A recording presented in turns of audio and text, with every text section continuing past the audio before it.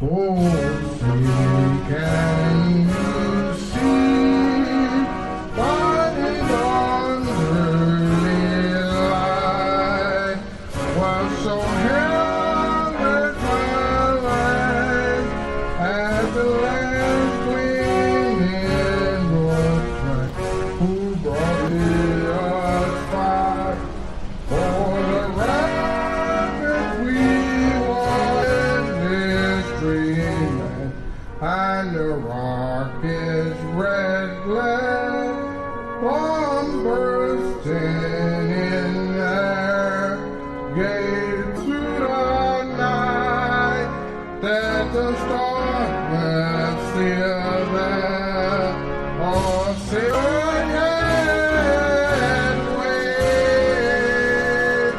wave and the home of the free.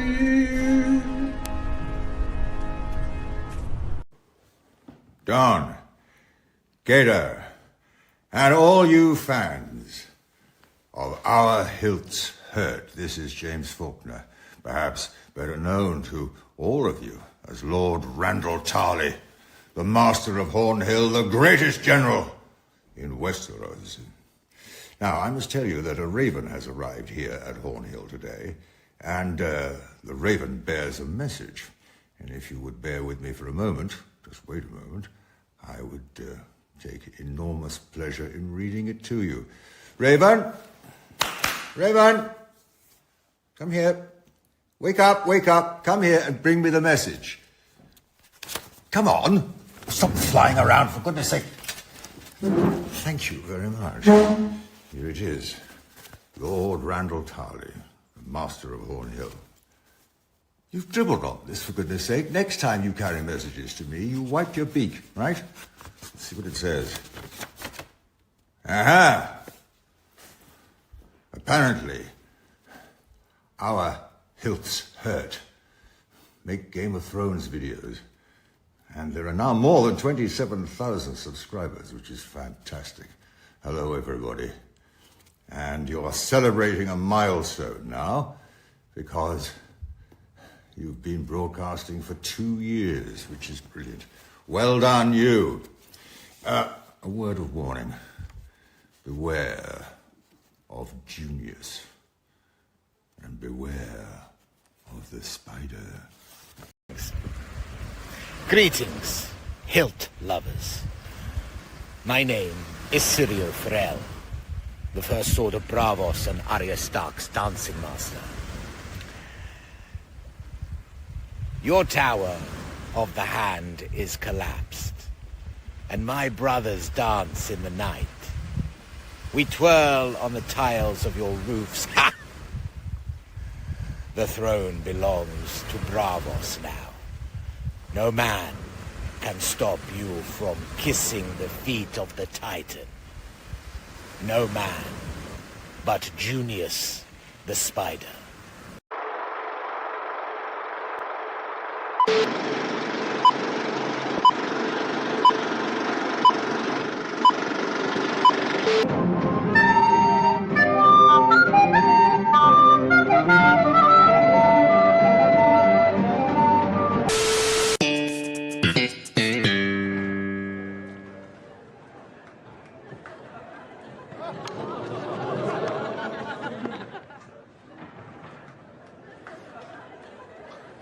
What is this? It's a reminder of yesterday, I think. I'll replace it hence. Do it now. The night's long, so it's...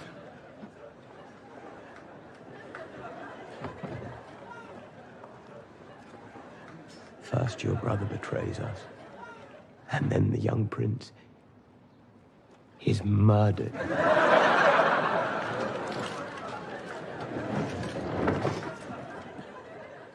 You will go to Dragonstone and strike down Rhaenyra in her own halls. How would I enter? Your twin serves there at the pleasure of the so-called queen. They will mistake you for him if you play the part. If they see the two of us... You must not let that happen. You would send me to my death. Or to triumph.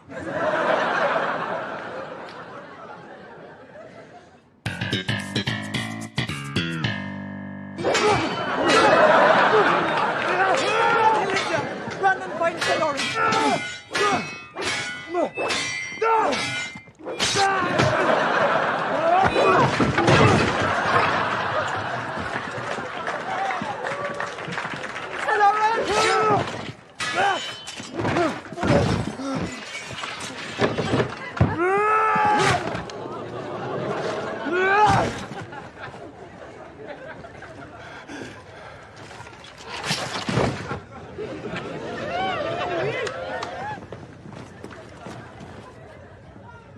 Forgive me. No.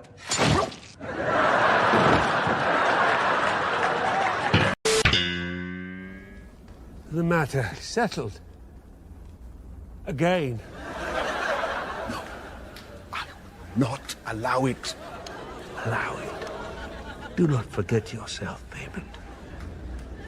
That Is no true Valarian.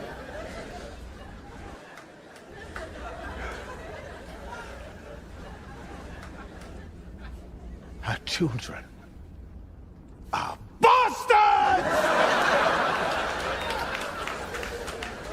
And she is a whore.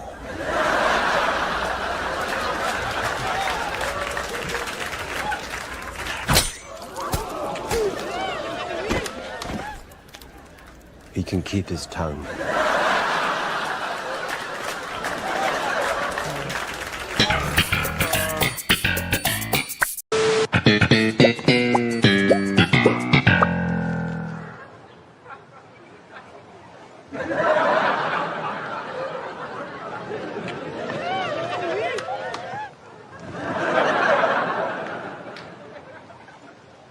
He saw us.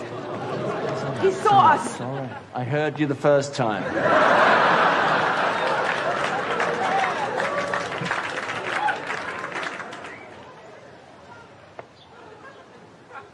Things I do for love.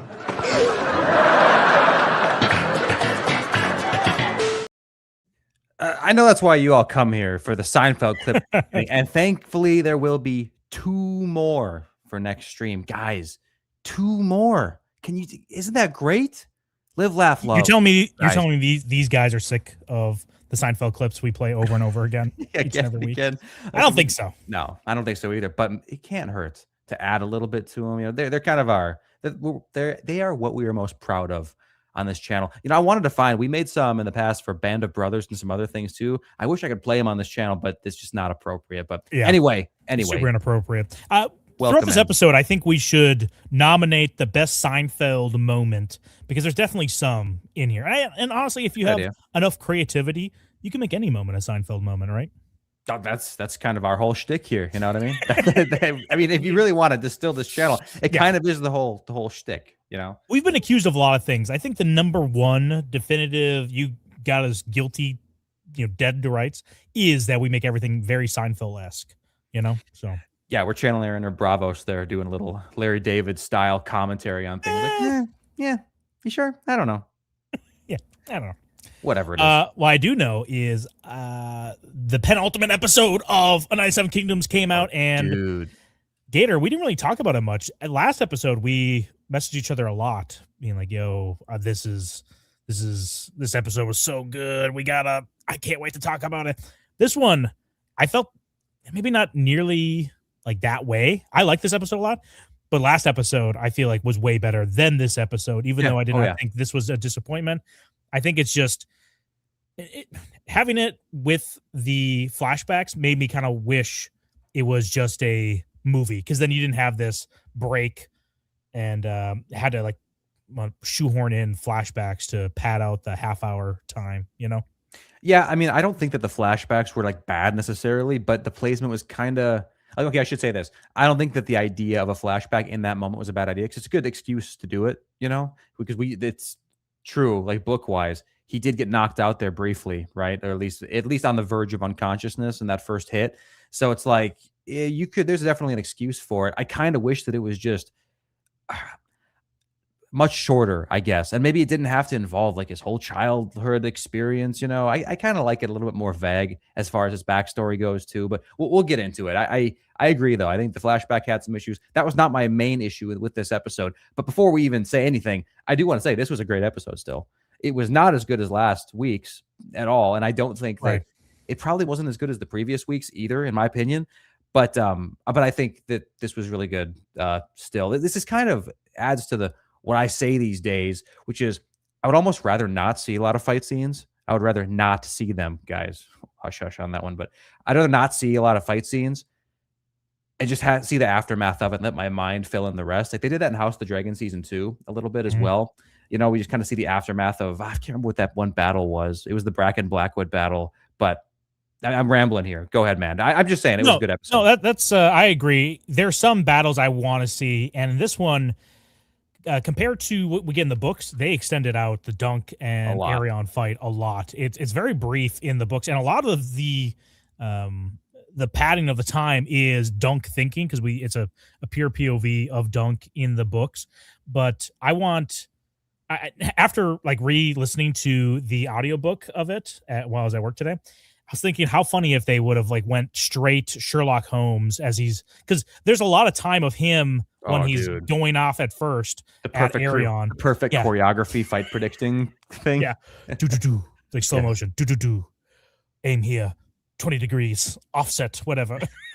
Underrated films. Sherlock Holmes. Seriously. I don't know why they never made a third one of those. Seriously underrated. The second one I saw in theaters more than once because it was so good. And before we get into this episode, because we're going to go scene by scene, we'll take super chats. Let's see if there's any big ones here real quick. $20 and up. We'll stop whatever we're doing, guys, and address you. Otherwise, we'll just wait till the little break here. Probably wait till we get to the flashback, take a couple, then wait till after the flashback, take a couple, and then grab the rest of them at the end. But before we start it, please smash the like button. It really does help our stream. Also, if you have like 10 devices at your house, pull this stream up on all 10 of them, guys. Help us out here. Yeah, I mean, what's the point of the other devices if they're just sitting dormant? They should be serving our Hiltzer, the YouTube channel. I mean, what else do you do? It's unbelievable. Honestly, I know that's what you guys do. Trust me. Unsubscribe if you have more than one device in your house that are not currently viewing this stream. Have we heard this story before, Titus? Oh, here we go. Titus. Get your butt down. Get comfortable, my guy. Get your ass down. Open up that wallet. We know it's coming open anyway. We don't even watch your money, but we're gonna take it. Yeah, your Aussie bucks aren't good here. We literally just throw it away. We take it, we throw it in the trash. Yep. All right. So the first scene of this episode opens up with Baelor kind of giving them a strategy here. And one, we get that straight from the books is he's going to kind of get in front of the Kingsguard, kind of make sure that they can't hurt, like, because the Kingsguard are sworn to him, so they can't hurt Baelor. So he's just going to stand in front of them like, you can't touch me. Nah, nah, nah, nah. But what they don't put in here. Yeah, this is my biggest issue with this episode. This is my biggest issue. The whole description of how they're going to use the training jousting spears instead of the tourney one.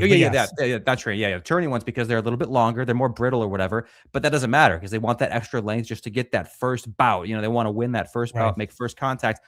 Why would you cut that? It almost felt like in this moment, it was like rushed. Didn't this feel rushed in this? But not the whole episode. The whole episode did not feel rushed at all. In fact, they really drug their feet with a lot of it, which I didn't mind. But in this one moment, it felt like they were going at lightning speed. Like, why?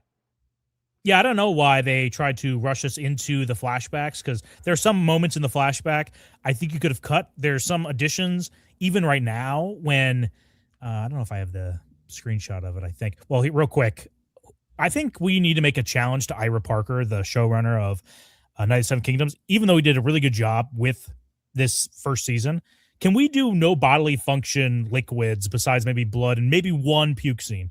There was like so much puke going on in this episode, and between that, the shit, what was the other thing?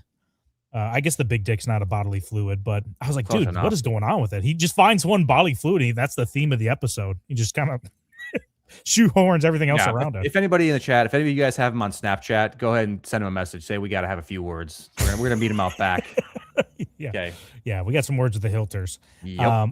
So they start puking, and they're like, "Oh, you little green boys." And this is the thing I had an issue with was Lionel saying this whole thing about your mother must have loved you because I don't know why he said your mother must have loved you. But he's like, too bad because I don't know how he knew that. I think Baelor was thrown off by that too. He's like, how the hell does he know my mom loves me? It's kind of weird. Yeah, I don't know what kind of lore they're inserting into here for this Lionel's smashing all the mobs or whatever and has these like inside accounts. I don't know. There was a weird line too. It almost felt like it was very un-Lionel like. It was this version of Lionel, that line didn't even really kind of fit the vibe of things he would normally say. Yeah. I don't know. Like, it's almost like for now they built up this Lionel character in the show to be much more relevant than in the book, right? That obviously they did that. They connected him to Duncan having all these previous interactions or whatever. But then when the time came now to kind of pay that off, you know, you kind of think they're going to make it more relevant to like the fight scene and all that. And don't get me wrong, I like that it was mainly just a 1v1 focus on between Dunk and Arian. I like that a lot, but it kind of seemed like they just forgot about Lionel, you know, kind of like, what was the point of all that extra buildup if we're not going to see it in the fight? And maybe we'll see it in the aftermath. Dude, 100% we might see it in the aftermath, but it almost feels like they dropped in this. It feels like this is the original version, what we just saw here with Lionel. And then they like went back and made extra content beforehand and then didn't change the later stuff to match what they now retconned as being his new character. I don't know. Yeah, I don't know. It was weird. Just kill me. Just kill me. I'm wrong. Okay. I hate myself too. Hey, we get enough super chats tonight. We're going to kill Gator on stream. So keep them coming. Keep them flowing in. Yep. Yeah. Also, the way Lionel Baratheon is portrayed here, he looks like a seasoned knight. He is supposed to be a experienced knight, but he looks just as old as Baelor Breakspears. And Lionel is supposed to be only like a couple years, I think, older than. Well, he's older than Dunk for sure, because Dunk is like 16 in the books. But Lionel is he's a little bit older, but he's not nearly as old as Baelor. Baelor is supposed to be the most experienced person here, and it just kind of came off that he was only in charge because he is royalty, not because he is the most experienced. Did you get that vibe too, or is that just me? Is it just me, my silly little brain here? Yeah, I mean that's kind of what I was alluding to earlier, dude. It's like they kind of have him as this party boy for the first part of the show, which is definitely a little bit different than the vibe I got from the book. Obviously, right? When I read the book, when I listened to the book, sorry, let me adjust myself there. When I listened to, we don't read on this channel. We're like Boris Baratheon, the most base Baratheon. We don't read. Yeah. We listen to things. We drive. Remind me of Boris, because we got to talk about Boris. People were trashing Boris, and I was just unbelievable. Yeah, let me see you slay 12 unbelievably hung, literally 12-pound weights on each night. Glistening knights. Oh yeah, dude, glistening knights. Yo, you know. But you know, Lionel, I felt like reading the book that he was kind of not a party boy or whatever, but a kind of dude who has a big ego. He's willing to throw his weight around. He's going to get into altercations whenever he can. He's not afraid to show his nuts. And this Lionel definitely is the same way, but in a strange, like Free Cities, flamboyant kind of way. Not the same vibe, but it's the same family of vibes, I guess, like the gay version of what I thought in the book. Yeah. But one, the age definitely is odd. So it throws it off when we come to a moment like this, where you're right. It seems like a more seasoned knight. It not only conflicts with the book version, but it conflicts with earlier in the season version. I feel like, you know, you don't get this vibe from either one. Yeah, it's really weird. I don't want to linger on it. Maybe we'll do a whole other stream about breaking down Lionel Baratheon and this weird portrayal. We also get a tease at the end of the episode for the trailer that he's going to be in. But after this battle, correct me if I'm wrong in the chat or in the comments if you're rewatching this, I don't think Lionel Baratheon really talks to Dunk. Well, really in depth. We see a conversation that does not happen in the books, in the trailer. So I wonder what they're setting up for the future for our boy, the Laughing Storm. Has he laughed once too? Isn't that kind of weird? This whole time he's not laughed once. I think I've seen him. Okay, well, it depends on what you in think battle. About laughing. In battle, in battle, not at all. Not even once. Like when you read the book and you hear the words "Laughing Storm," this is what you imagine. You imagine a Robert Baratheon-esque, like yes, you know, this big, powerful, yeah, exactly, dude. This menacing, swinging the hammer around, just delighting in every death. Not this. Yeah, not this. Yeah, whatever this is. Don't need to dwell, but okay, yeah. So not a huge fan of it. We also get Dunk getting his lance from Egg, which is straight from the books, but they have that whole back and forth of the wolf, the dog thing, right? I'll hunt you down with some dogs. Yeah. I don't know. It didn't come across all that well for me. And actually, before we move on to this next thing here, we did get a $20 super chat here. So okay. Thank you. Brimmen 13 for 20 United States dollars. Those are the ones that matter. World of Ice and Fire refers to Robert as the Laughing Storm Reborn. So I mean, yeah, exactly. So to me, this implies he was a fighter and a party boy, drunkard in the same way, 100%. And that's just not the Lionel thing that we get. It's an insult to Robert to say he's the Laughing Storm Reborn. It's like, is he really? I mean, that's all he was. It's kind of depressing. Like, I look at this guy and I'm like, because this also brings Rhaegar Targaryen down a peg too. Like lately, I'm sorry, I was reading something else real quick when you said that. I wasn't even. I was reading my phone book that entertains me at my desk. Says that makes sense. No, I'm just saying, dude. In the past, yes, okay, yep, okay. In the past, I have recently been kind of more on the Rhaegar meat train. You know what I mean? Almost a little bit. I'm kind of yerking off Rhaegar a little bit just because how like evenly matched potentially he was with Robert. Because we love Robert. He's this giga chat of a dude. He out edges Rhaegar. But now if you're telling me that Robert is the Laughing Storm Reborn and this is the Laughing Storm, if this is what I missed, if this was Robert's prime, now Rhaegar's a little bitch too. Yeah, no thanks. If this is Robert's prime, this is what we missed out on, right? I no thanks, because there's a lot of questionable acts I think that Lionel did. Even though his armor and his helmet looks way better than Robert's. Oh yeah, at least the ornament part of it. The other parts of it, I'm not sure. I don't know how this is like a jousting helmet. It's very open for engagement. We'll get to the armor here later, but there's also a character we get in a World of Ice and Fire, Stormbreaker, who we talk about in our Best Baratheon fighter video. So if you haven't seen that, go check it out. Not right now. After this. Okay, yeah. When we talk about it. So yeah, man, I really wish he laughed a little bit. I always thought he was like All Might, or what's another one that's like that? Colonel Armstrong. Is it Colonel Armstrong from Full Metal? Always got that vibe off him. Oh yeah, there's a lot of big jacked anime characters. Well, let me ask this: would a laugh okay? Let's say everything exactly is the same about him except for now he laughs in battle. Does that really fix anything for you? Well, it doesn't fit. It doesn't fit everything, but I will say the laugh does matter. If he giggles like that's a huge turnoff. That's worse than him not laughing at all. Maybe they did that a couple times as him giving a laugh, and he's like, "Oh, you little pansy, you little spring summer child." Oh, donkey boy. That's what I wonder. It's like maybe they just hired this guy to have the role or whatever, and they have this just great. Maybe we missed out on a lot of written, auditioned laughing scenes, right? But they were with like in the writer's room almost, and they were going to go great. They hired this guy to play Lionel, and we forgot to have him audition his laugh, and then they had him laugh, and he sounds like maybe that guy we went to high school with, who has a very particular laugh about him. Oh yeah. Mm-hmm. And maybe they had to cut all those scenes. I think it's a possibility. Okay. Next scene here, we get the final the standoff here, and the one that really jumps off is Lionel. I know.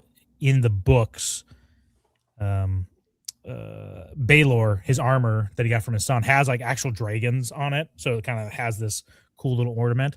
I didn't bring up the photos from the last one, or the photos or art from the books. Or what was in the books? Someone just did like a bunch of art that I love for it. It's more high quality. Have I even seen this art? I don't think so. Yes, you have. The Arion Bright Flame one I showed. Oh yeah, I've seen that. I'll try to find some other ones, but again, as colorful as the series is, I wish there was just more well lit. But I think this is I don't know if this is a creative choice to keep it so. They say it's a creative choice behind the scenes that guys, this is to keep it isolated to just Dunk and Arion. But I think it's more of a budget restraint they're trying to do, and then they're using it as a backhanded or not backhanded, but a post hoc rationalization in an artistic choice, which I did a lot in art classes, and it's so easy to do with art people. Like, I'm using this to bring out the whatever and whatever on this object. Like, don't you see? Oh yeah, I mean, you see what kind of bullshit art sells for like millions of dollars. Like, are you kidding me? Like John Podesta's art collection, man, no bueno. That's the people that. Us, guys. Us. I shouldn't even say this on stream because maybe there's new people watching. But if you think that AI art is like the end of the world, come on, my goodness, unsubscribe, man. It's okay. Guess what? The AI art couldn't exist without amazing human artists paving the way and giving references. Anyway, yes, there's a lot of bullshit decisions made in the name of art, and you know what? They're smart for it, man. I respect it. I don't mind that this is kind of a duller scene like this in the fight. It does add to the atmosphere. Even if it's not necessarily a dull versus like bright contrast. Just the fact that there's contrast in general versus kind of the happy-go-lucky parts of the show, and then this super dark, foggy fight. It definitely adds to the intensity. Maybe I would have wished it was the reverse, or maybe I would have wished they would have added more color, but I don't think it really took away that much. I wasn't like when I saw this, I didn't think, wow. In the book, when I read this, I was really imagining a really bright and colorful fight scene. That didn't happen for me, so I thought it was fine. Yeah, I mean, it doesn't bother me overall, but I just wish it was more well lit to see everything, and I really wish we could have seen other interactions or the other combat throughout the scenes. But let's see here. My wife called this person out. She's like, is that a boy or a girl? And I was like, oh, good question. I think it's a boy. I think it's a boy, but she said it was a Portland girl or boy. I forgot which one she said, but yeah, that's pretty accurate. Portland girl? What's that mean? Like from Portland? Like kind of looks. But what I don't know anybody from Portland. I know the show Portlandia, and you know what? Yeah, well, that's the vibe. Based on that alone, yeah, that's definitely the vibe here. I was super disgusted actually seeing this. This creature turn around and see my beloved 7-pointed star on their back. You know, that was pretty alarming to me. But well, why not get like an old man with a big booming voice? Like, what's so wrong with that? Yeah, come on, give me some masculinity there. So such a femboy, but. What'd you think of the armor? We finally saw Daron's armor here. We get another angle of it right here. Kind of looks like there's designed to look like wood on his chest. It's kind of a weird choice. It kind of looks like patchwork to me. I'm not sure I'm a big fan of it. It's okay. Like I have no problem with it. I think a lot of the armor in this show in general is really good. Like Beesbury's armor looks really good. Daron's not sure about his. I think it's a little bit underdeveloped. It's almost like somebody went into like some kind of a generator and so like just kept hitting generate until they got enough that were like different enough from each other, and they just kind of picked some. His looks like a really generic default assortment to me. It's like if you go on Saber Forge or some kind of lightsaber maker, generic, and you just kind of make like a generic, like I'll put up this pommel and this coupler and this body. It's like there's no cohesion here, dude. What what was I going to say about? There's something I was going to say about Daron's, but something popped in my head about. Well, let me talk about Beesbury, and I'll come back to Daron here. What do you think the message Beesbury is trying to send with that yellow mustache? There's something he wants you to think. Yeah. What do you think it is? Yeah, it's like he's been in the honeypot or something like that. Like I don't know if this is you can honeypot me anytime. Like that's what I'm saying. Yeah, like this is the admission. Maybe she did it to him. You know, maybe she did it to him, dyed his mustache out of humiliation, and he really feels like the mustache completes his look to such an extent. There's nothing he can do. He's just to wait till it grows out. You know, it's better to live with the shame than to shave it off and deal with your terrible looking upper lip. Let us know in the chat what's going on with his mustache, but it's definitely a choice. You can say that. I'll start a poll in the chat here, see what people think about the Beesbury mustache. But what if you had it reverse, where you had the yellow hair with the brown mustache? I think that's a better look. It's more normal. Yeah, you see that quite a bit, or like the lighter hair with the darker eyebrows. And maybe that's not natural. I don't know. I always get the vibe it's not natural, but it looks more natural now because of how often you see it in shows. That's like a big complaint. Like Daenerys Targaryen, dude, you know, Emilia Clarke in Game of Thrones. Super light hair, and then it's like these super dark eyebrows. Like, what's going on here? It looks fake as hell. But yeah, they fixed that in this. Yes, they did. In this series, they fixed that. In this series, Targaryen. But in this right here, Beesbury, dude. I don't know. You know what? As we're talking about it, I'm kind of starting to dig it. Like maybe. Okay, let's move. Let's move on. No, I kind of like it, man. It matches that armor. Look at those. The honeycomb, the mustache. I am loving what I'm seeing. Again, his armor, Stefan's looks great. Love it. The Fossaway, but Raymond, not looking great. I wish he could have put something else on, but that's all he has here. But he's able to hold his own, which is great. Yeah. And then accents here on the helmet looks great, but look at all that space there for people to stick their fingers in or their lances. You might end up like, who's his name? What's his name? Robin Reisling, whatever, the guy on their side who has the eye missing. Hey, look at this shot right here of Lionel. Look at how pathetically small he looks. You know how small X have to be able to fit into a chest plate like shaped that way. That is so embarrassing, dude. It's so bad. Oh man, I turn off this. I'm gonna cover it with my hand while we talk about Maekar here. Okay. Look, those eyebrows looks great. Maekar looks great. I love Maekar. We're gonna talk about him later on. But the armor looks good. I think the armor on everyone looks good except for that just a little bit of the helmet. Also, there's a weird neck exposure there for Lionel Baratheon. Anything else you want to say here?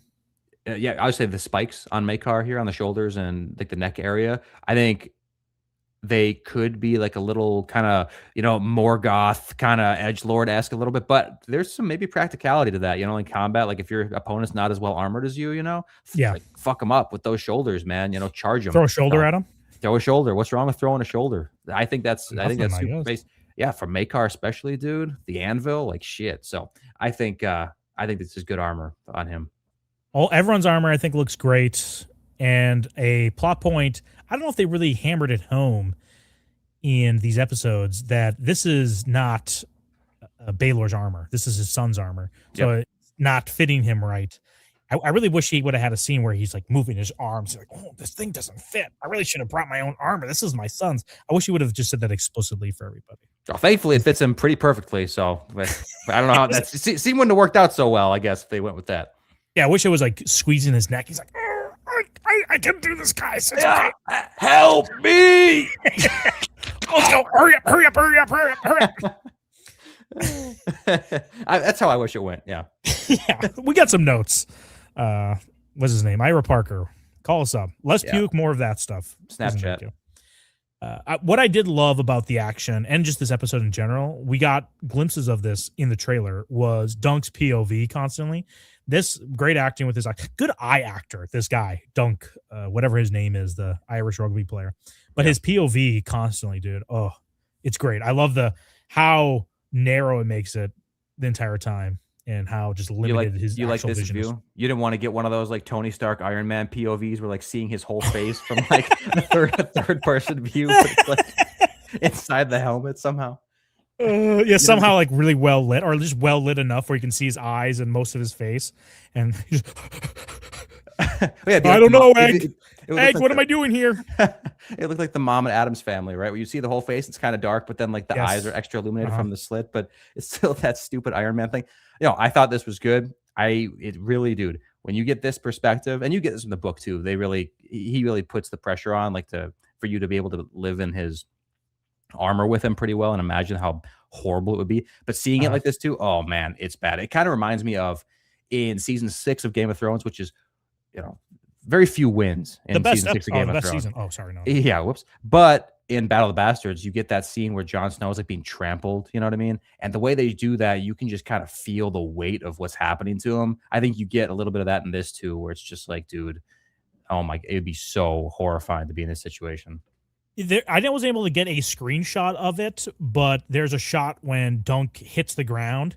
And I think it's the transition into the flashback when the mud rolls into his visor. Oh, and like, dude, I'm like, hopefully my enemy, someone that doesn't want to, or someone that wants to do me harm is not out there listening to it. I am so claustrophobic, dude. I hate it. Oh, it's like one of my worst nightmares. Not a mud guy. Not a mud guy. Mud's pretty low on my priority list or my ways I want to enjoy my time off. Yep. But yeah, the mud here, also the Battle of the Bastards, bringing it back to season 6 of Game of Thrones, everyone's favorite season.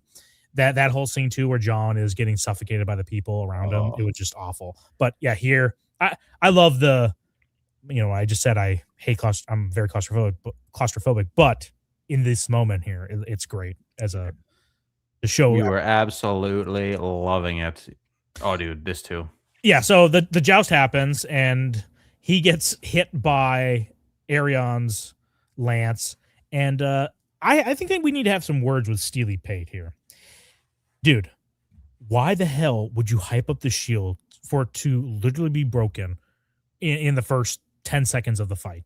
Aren't you mad at this guy? And then later on, spoiler alert, if you haven't seen this episode, if this is how you're experiencing this content is by us talking about it, spoiler alert. But he also says, oh, let's pour oil in it. And then, Baelor would have his brain hanging out. No. It's wine. It's wine. Don't put oil in it. God, please help us. Don't put fucking oil in the wound.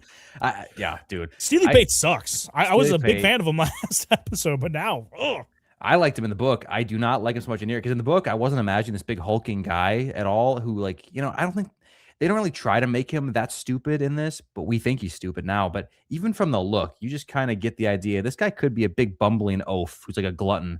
In the book, he is not that. I don't know what image you had of him in your head in the book, but I had like a relatively thin like merchant who's kind of smart and has armored like a lot of people that are respectable. And this is just totally different vibe here. That thing just penetrated him. That's a penetrato if I've ever seen one. It would hurt like hell. I hate that he pulls it out right away too, dude. It's like that pull out. I just had a metal sliver in my finger the other day, like half a centimeter. So I can really relate to what Dunk's going through here. But it was about a half a centimeter, and I was trying to fish this thing out of my finger for a few minutes, and I finally got a hold of it.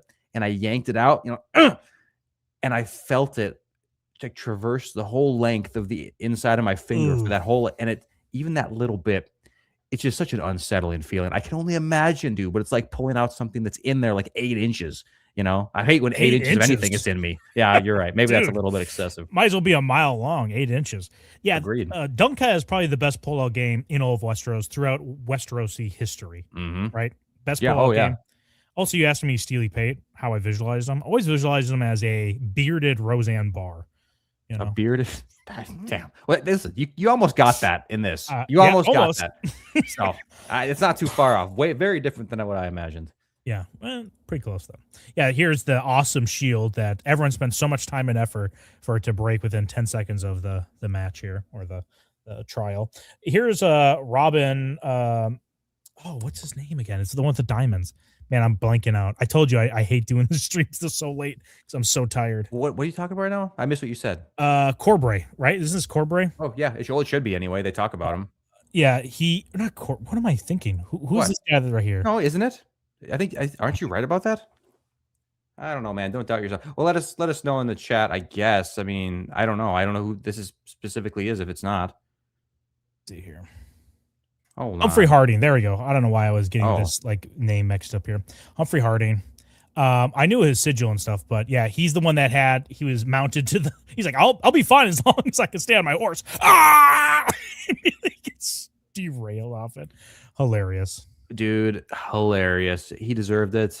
RIPs in the chat. Just kidding. We don't care about this guy whatsoever. Did you like that they got rid of all this bullshit in the first few seconds? And then they kind of ignored it the rest of the way? Or do you wish that we saw more? I wish we would have saw more, like actually see the Fossways fighting. I wish we would have seen somehow how the Kingsguard were able to deal with Baelor, because Baelor's whole plan is, hey, I'm going to stand in front of the Kingsguard, and I'm going to make sure, because there's 3 of them, I can at least distract 1 or 2 of them and keep them maybe within my range. That way I limit their actual ability on the on the trial here. But we find out later that Baelor and Lionel are double teaming Maekar, which makes no sense at all. Which I'm wondering now, what are the Kingsguard doing? Are they triple teaming Robin Risley right now? Like, is that what's happening? Because we learned that Humphrey Harding and Humphrey Beesbury in this version of it died like right away. Yeah. And, Humphrey Harding in the books does not die until after the battle. So they right from his wounds. I don't know. It's definitely a little bit of a change. I don't think I really mind it that much. It's kind of one of those things though where you have to wonder like why. I don't really understand what's the point of changing something like that. Like somebody in that writer's room is like they really wanted it to happen. This little tweak doesn't really change anything, I don't know. I always wonder about that stuff. Like why did that happen? Yeah, I just want to show his last moments here. So pour one out for our boy Humphrey Harding. Mm-hmm. Pour one out and pull one out. And then we get to the flashback here. So right before we talk about this flashback, maybe we can go through some super chats real quickly. Sure. You want to do beforehand? I can go through these now. Yeah, we have a decent amount, so I'll go through them. Yeah. For $2, I hate this show for making me feel bad for a Targ. Who did you feel bad for? What Targ? Baelor, probably. Come on, man. Right. No, he lived a good life, man. He was accomplished. I literally didn't feel bad for him whatsoever. He's fine. He died doing what he loved. Getting pounded by his brother. What was the thing he died doing that he loved? Defending by his brother. Okay, getting pounded by his brother. Gotcha. Okay. Yeah, come on. The hammer and the anvil, dude. It's just a classic clash of those two, beating up against each other. Snazzy Snossage, 8 month. When are we getting the whites only merch? We have to figure out a way to make that vibe, like whites only or white WIGHT power, something like that. So we'll figure it out. Yeah, we have to workshop it. Yeah, there's a way. But it can't be something where somebody could easily point to us and be like, wow, these dog whistle guys. Even though it's just a joke, guys. Come on. Godhand 42. Yes. Rip Beesbury, fashion innovator, and Giga Chad. Yeah, absolutely, man. Yo, there's the have you ever seen that ER show? Basically, an ER spinoff show called The Pit, right? Yeah. It's on HBO, right? Did you watch it or no?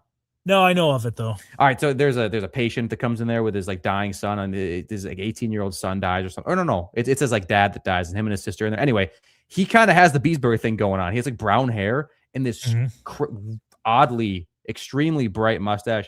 Looks actually way worse than Beesbury's. Just saying. Yeah, it's I know it's hard to do, but it looks worse. God Hand. I'm just kidding. I think Beesbury's looks great. I agree. I agree because I'm a beta and I agree with you. I'm right. Don tonight, not Dom. So. Yeah, Don, not Dom. God Hand again. $5. Huge Johnson kills cops, slaps his kid, gets drunk. Is Sir Arlen actually a Valarian? Hey, yo, we didn't say it, but you know the evidence points in that direction. Yeah, maybe this is a good topic. Maybe we should. We talk about how Roose Bolton is black, but I think maybe Sir Arlen of Pennytree might be the most black. He might be, but you have to take into consideration he did kill those cops defending another child. Like they were corrupt cops, and he killed them defending a child. So weigh that in. I don't know if that quite lines up.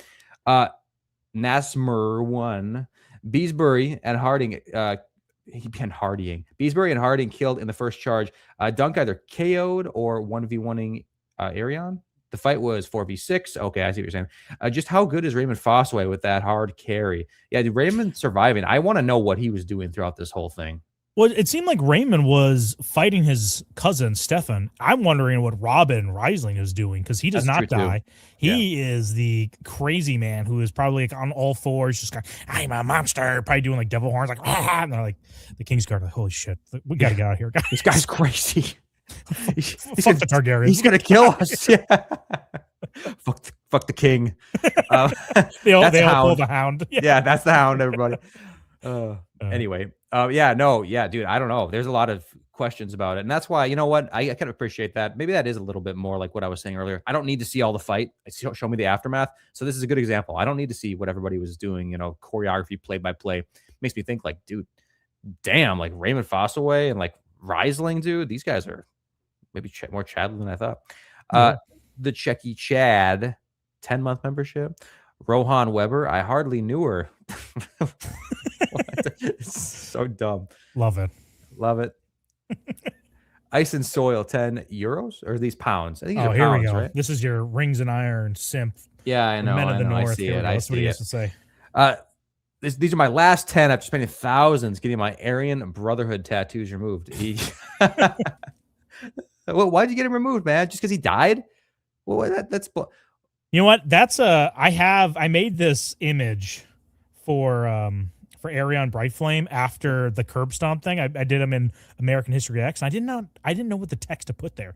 But Arion Brotherhood is perfect for that image now, so we'll make that meme. Yeah, that's good. I like that. Yeah, Ice and Soil, good idea. But you don't get those tattoos removed. Imagine if the 12 apostles got their Jesus tattoos removed when he died. Come on, they would have felt like idiots.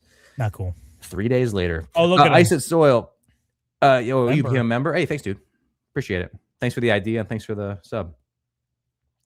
Marcos. Baelor finally became a good Dornishman. Yeah, he did the only thing that they can really do well, Yeah. Him and Oberyn Martell. Oberyn Martell. See, there you go. There's a good comparison. Oberyn Martell. He's Baelor Breakspear reborn, destined to die of a head injury. Not like the Robert Lionel comparison. No, sir.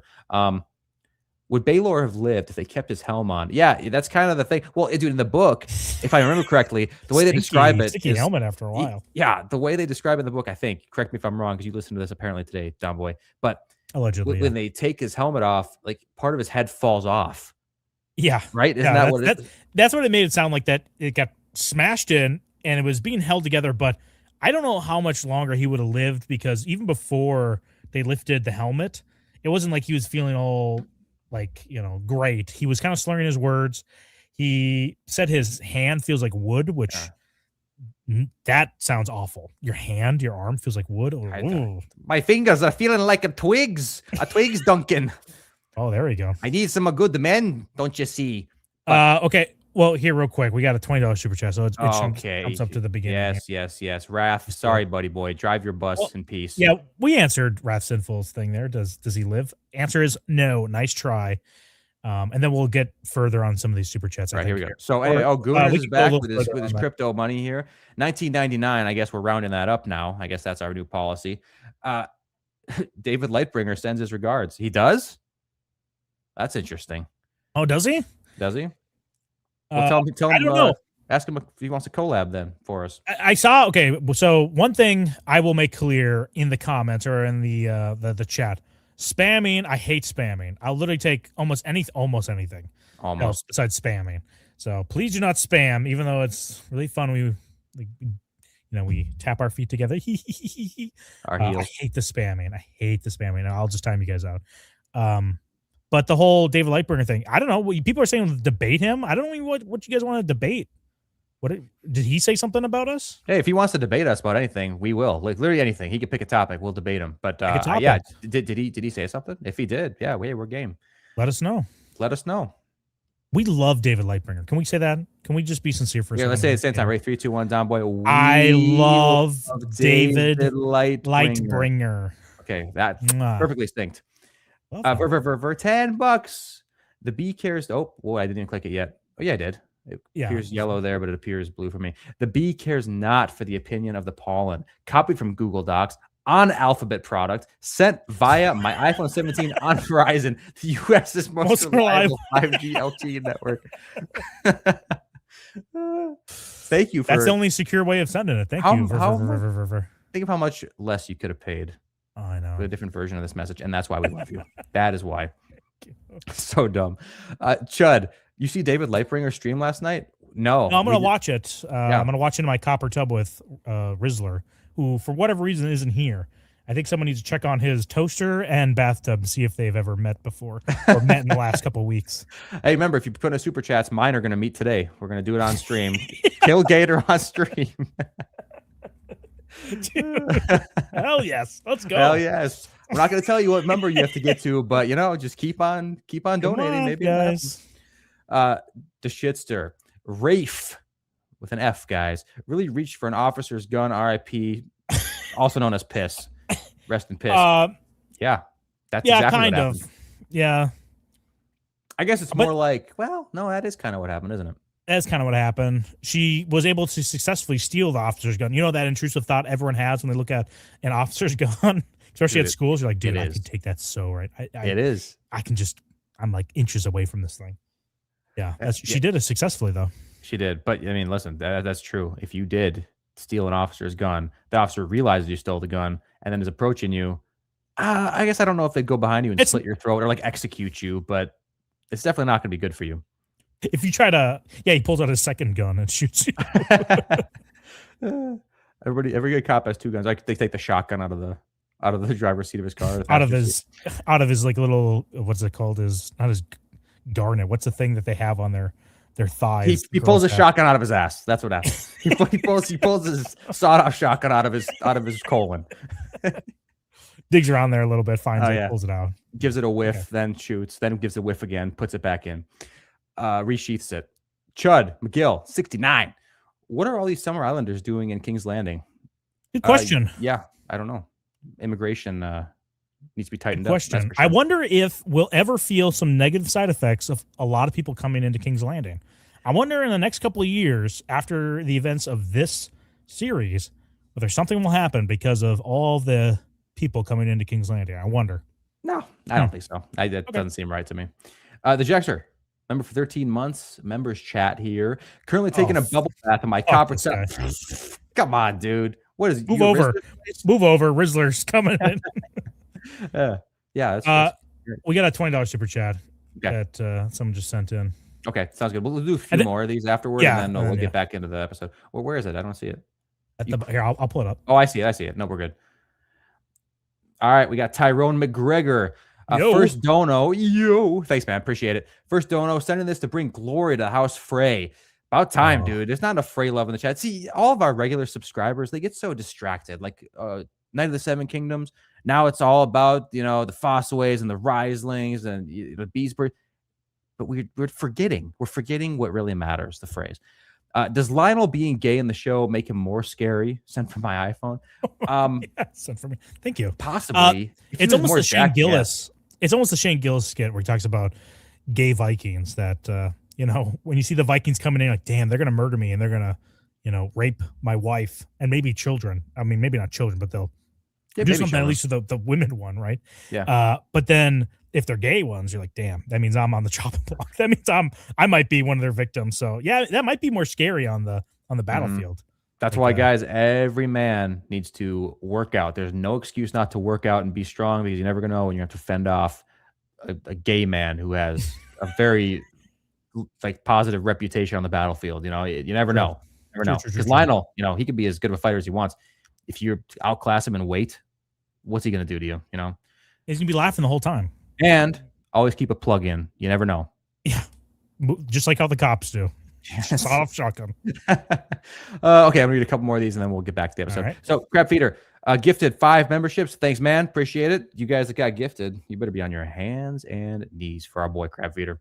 Yeah, check out our members-only videos we have up if you haven't been a member already, where we do some Smasher Pass. No, we didn't do Smasher Pass. We did some Fuck, Marry, Kills, but yeah, they're good videos. Check them out. Become a member and you will see our members. Till, I noticed a distinct lack of a certain cameo. What was the cameo that was missed? Certain cameo? Till? What is it? Come on. Elaborate, Till. Come on. I'm watching the chat, so if Till can... Yeah, give us a little something, Till. I'm not sure what this cameo was. Oh, I know what you're talking about. Oh, yeah, I do know what he's saying. Yeah, I have it. I just haven't been able to make it. Next stream, Till, I promise. There we go. The green. We put him on the overlay. We put him on the overlay, but that's not good enough for him, is it? It's never good enough. Also, I actually didn't play the what's the other one that I had? It wasn't not Janos Slint. Mirren Trant. I didn't play the Mirren Trant cameo at the beginning of this one either, just because I figured I was playing the Sierra Pharrell one, and he said the Unius, the spider thing, and it was such a good final dun dun, so then I had to end it there. Sorry. Anyway, the next time, Till, I promise. Otherwise, I will give you $1 million. Right. And we're gonna kill me on stream. This is the last one, and then we're gonna get back to it. So Canadian $13.99. So that's like an American $2.50, something like that. One more episode. We'll be back to Quinn, the GM, and David Lightbringer making vids, overanalyzing Dance with Dragons, and Hessie's fanfic show. Night of the Seven Kingdoms Season 2, and the Check Key Line can't come soon enough. Stand fast, Hilters. Yeah, dude, listen.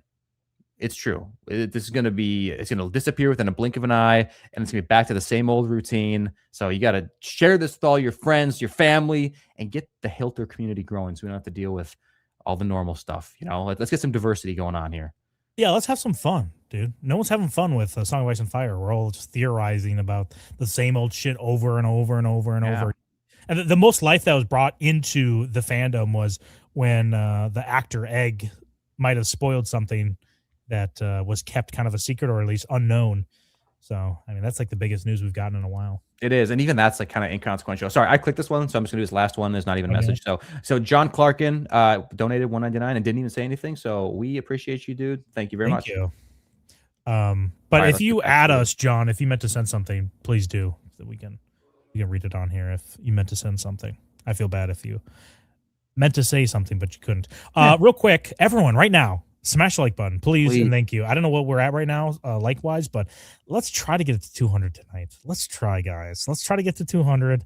Please and thank you. I think we're just over 100 right now, maybe. I'll look down.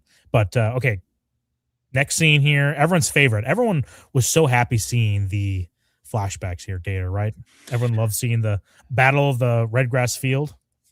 Yeah. Oh yeah. Definitely love seeing this flashback. This was painful for me, kind of. I got into it a little bit as we moved on in this flashback, but like I was kind of alluding to at the beginning, I don't know why it had to be so long. I wouldn't mind the episode being shorter, and they could have put a lot of this. What if they made the fight short, and then later on, in the next episode or something like that, then we get a big flashback or something like that after post battle. It just felt kind of forced in the middle. If he had been knocked out If Dunk had been knocked out and we got, let's say, a montage or maybe just even one extended-ish scene of Dunk with Arlen, kind of like what we've been getting in the show so far, but something to really show the connection between those two guys, which we kind of get, but not quite enough, I don't think yet. That would have been, I think, a lot more impactful than this. I think it would have been a lot more impactful than this. And don't get me wrong, I like how this ended, this whole interaction. Well, we'll get there, but this whole flashback sequence, I think it ended well. But I think they also could have done that with just an Arlen flashback. It didn't need to be all this. Yeah, I think they could have cut some of the fat here. I don't think it was that much of a waste. Like when you watch the scenes, I don't think there was wasted time. I just think in comparison to what I actually want to be watching, it made me dislike or maybe be impatient with some of the interactions that might not have felt that way if this was intercut in the last couple episodes, right? If we had their relationship, the relationship between Rafe and Dunk set up in a previous episode, and then we see that like the end of it in this episode, that would have been maybe a better way to do it. And then you have more Arlen moments with Dunk, and maybe even just I mean, it's so corny, but you could have had scenes where Dunk is training with Arlen. He's telling him like, get up, like he's showing him, like he's pushing him down a bunch.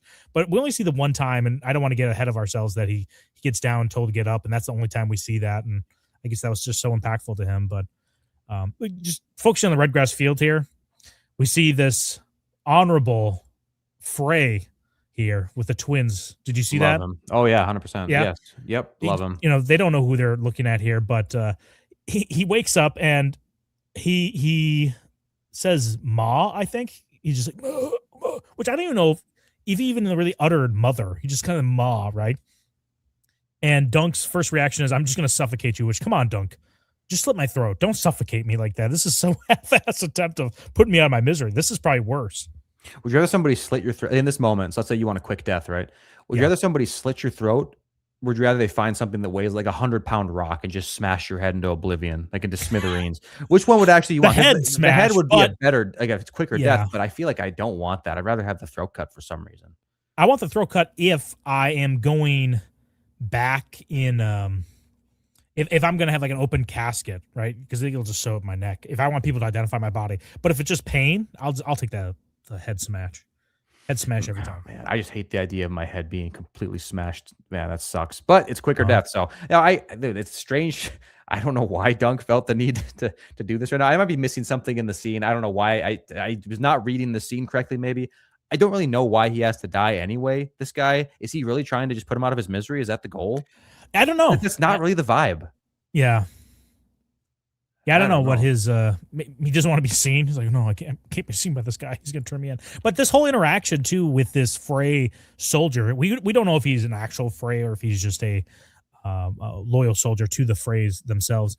But Rafe has the idea like, hey, let's pull him out and ransom him, which this should just give you an idea of the intelligence of these kids, because how are you supposed to ransom off this guy? How are you going to logistically figure out where he's from, contact them? Yeah, how do you get the message? That's even the biggest part. Create the exchange, right? The ransoming needs to be done by like an organization with some infrastructure. They're just idiots. Yeah, they're idiots. But I mean, listen, for Dunk, he is notoriously dumb, and he knows he's dumb too, by the way. This other girl, Rafe or whatever, she is like the brains of the operation. I say it reflects worse on her, a lot worse on her. Because she's in every situation in this episode, she's an idiot. Yeah, she does not make good decisions. She's just constantly making probably the worst decisions on the decision tree she has in front of her. Yep. Yeah, they try to pull him out. They give up. He just dies, and they eventually. Well, real quick, this casting's really good. I think between these two. I agree. I wonder how old he's supposed to be here a little bit, because so he's supposed to be like 17. Dunk is in like the main continuity, so like on the right side there, and he could be 17. Like he is clearly older, but it's not like ridiculous to say that he's like an old, developed looking 17. It's not insane. Mm-hmm. But that kind of makes me wonder now. Okay, so how old is he on the left? Because that kid kind of looks like a 13-year-old kid. You know what I mean? He looks pretty like he could be 12, he could be 13. I feel like there's not that much time that you get to work with now of him being with Sir Arlen. You know, if he's this old, having not met him yet, you know what I'm saying? Yeah, I don't remember what age he eventually meets Sir Arlen, but yeah, he's like in his teens when he's in this tournament. But he's supposed to be lengthy and lanky and like a giant lengthy. compared to these other people. Oh, he's lengthy too. But if you see some NFL athletes, it's totally believable that someone like that would exist and would be at least athletic enough to compete with other athletes or people that are experienced in this field. Right. Yeah. Oh, yeah. No, totally. It's just the age between these two kind of makes me question things. But in general, he is a good cast. I totally agree. He's clearly prepubescent. His voice is super high, stuff like that. Yeah. I thought it was fine. The girl, I didn't really, I guess, mind her too much. A little bit annoying, but yeah, overall, not that bad. I agree. A little annoying. But in comparison, it's still annoying, right? But comparing it to whatever other version we could have gotten, when you watch something like Witcher, if anyone wants to punish themselves, watch Witcher. Is it Blood Origin? Blood Origin. That is awful. Or that makes me. Wait, no. What was that? What was that animated one? Because the animated one is not nearly as bad. No, the animated one is like the wolf one. It's something to do with wolves. Blood Origin. Correct me if I'm wrong. In the comments, or yeah, it might be Blood Origin. I think it's Blood Origin. That is John watched it at like double speed just to get through it, and it was like still horrible, embarrassing. Oh my god. Yeah. Anyway, but the most I feel about this girl is really what Dunk is. I shouldn't say projecting on her. It's what he feels about her, that she is his whole life. So I feel for Dunk because I know this isn't going to last. Something's going to happen here. So my affection maybe for this character is only through Dunk in his relationship with her. And I don't look at her and go like, oh, look at her. She's just trying to, make it in this world, because she has, here we can just skip to, well, I'll just talk about it here, I guess. She has the harebrained idea. Yeah, I want to talk about the guy. She has the harebrained idea that they're going to go over to the free cities because it's going to be better over there. And Dunk is able to, through his like Mr. Magoo brain, be like, but what if the free cities ain't better than here? Which he's right about. And I don't know. I don't feel that bad for her. I just feel bad that Dunk hitched his wagon to this girl. Yeah, same. I feel bad. He's just so easily manipulable and stuff like that. I want to know where she heard about the free cities even, like why do you think that they're so much better? His little reasoning is great. I just, it's a bad situation. This was a terrible scene, by the way, too. She's like, oh no, get down, hide. When this guy's coming. And then they wait until the guy's like 5 feet past, and then they get back on the path and they just talk at full volume. It's like this guy knows you're there. 1, 2, he doesn't give a single shit that you're there. Why'd you hide? Does anyone know what the reason behind the scene was, or this like us seeing the Stokeworth coming by? Like, what was the point of this? Do they even need this interaction at all? Yeah, what was the point? I don't know. I don't know strange. Tell me if I'm missing something, guys. Don't tell him if you're missing anything. Tell Gator, not me, please and thank you. Okay. Oh, dude, this guy's perfect casting for the new Pirates of the Caribbean. This guy plays like gross, disgusting pirate degenerate. Oh, I love it. Perfect casting. Whatever image they're trying to portray of this guy as sleazy gold cloak, they perfectly casted it. Yeah, he's great. I loved all the scenes with him, and I didn't like he had like some fellow, what do you want to say, some henchmen to come with him or whatever. But I did like the Arlen scene. I guess that's the only reason. When I saw him, I kind of wanted just a single man confrontation between him and the kids. And then they kind of got cornered by some other people. And I was like, okay, what's going on here? And then it was nice that Arlen came in and, saved the day. By the way, Arlen's entrance came in with the Kramer entrance. You know what I mean? Hilarious. I don't know why he's even in there, but that was a strange choice. Like that's the kind of stuff you see in like these AI generated stuff where it doesn't quite make sense, but I love it with Arlen, dude. They're only making Arlen better in my mind. At every scene, Arlen is better to me. Arlen is the most underrated part of this episode. Yes, there's a lot of good action and it's very entertaining, but Arlen coming in, which we'll get to later, is great. But the Gold Cloak's armor here too, it's been a huge step down compared to what we get in House of the Dragon. I don't want the same armor from like 100 years ago, or even maybe less than 100 years ago, to be the same, but this looks so bad compared to what Damon had his boys dripped out on. Yeah, I know it's way worse. But then again, like you said, they are trying to make this guy be like the most gross degen, whatever. So that probably plays into it as well. They probably didn't want to give him like this super ornate, super fancy, beautiful armor and have him be, what are you kids doing here? Perfect for me to harass and rape. It's like, yeah, I guess. Probably didn't want that to look cool. This is a stereotypical British man for me too. Sorry, Brits in the chat, but when I think of Brits, I think of this guy's all. What do you mean brushing your teeth? What the hell was I supposed to mean? They don't get it. Dental care. Well, at least our schools aren't shooting galleries. Shooting galleries. Listen, let us know in the chat. Honestly, serious question. What the fuck's up with the British teeth? I don't understand it. Like, I know they have dentists. Listen, I have not been to the dentist in like 8 years, and I've had like one cavity in my life. My teeth are white, whites only. I don't know why it's. I really don't understand it. I don't get it. Yeah. What are you guys doing over there? America is the one that has the stereotypical like sugary, unhealthy foods or whatever. And I live in that place. I don't live in your little fucking Wellington, the land of Wellingtons. What the hell's a Wellington? You couldn't have a food that sounds more British than a Wellington. No. It sounds stupid. Anyway, if we have British subscribers, though, we love you. You're the exception. Maybe this is the healthcare they're doing with there over in the UK, because this right here, they're showing this guy has a little stub on his leg. I don't know if you can see it's at the bottom of the screen, but she's cauterizing it or doing something. Maybe that's just the way he gets off. But yeah, he's drinking alcohol. Yeah, this is healthcare at its finest here in King's Landing. Just showing you the vibe of it. I didn't get a shot of the belt itself, but they exchange all of their goods that they were able to scavenge out there. Dude, they're kind of like Rey Skywalker, huh? Oh, dude, they scavenged the stuff in the here, dude. Oh, so awesome. Hell yeah. But the blacksmith's like, yo, black fire leather ain't good here, boy. Throws in his face, spits on him. Damon's rebellion is over. It's like, why does that mean it's not valuable? Like, this is good leather, dude. It's like, you know how much somebody paid for this leather? It's like, take it.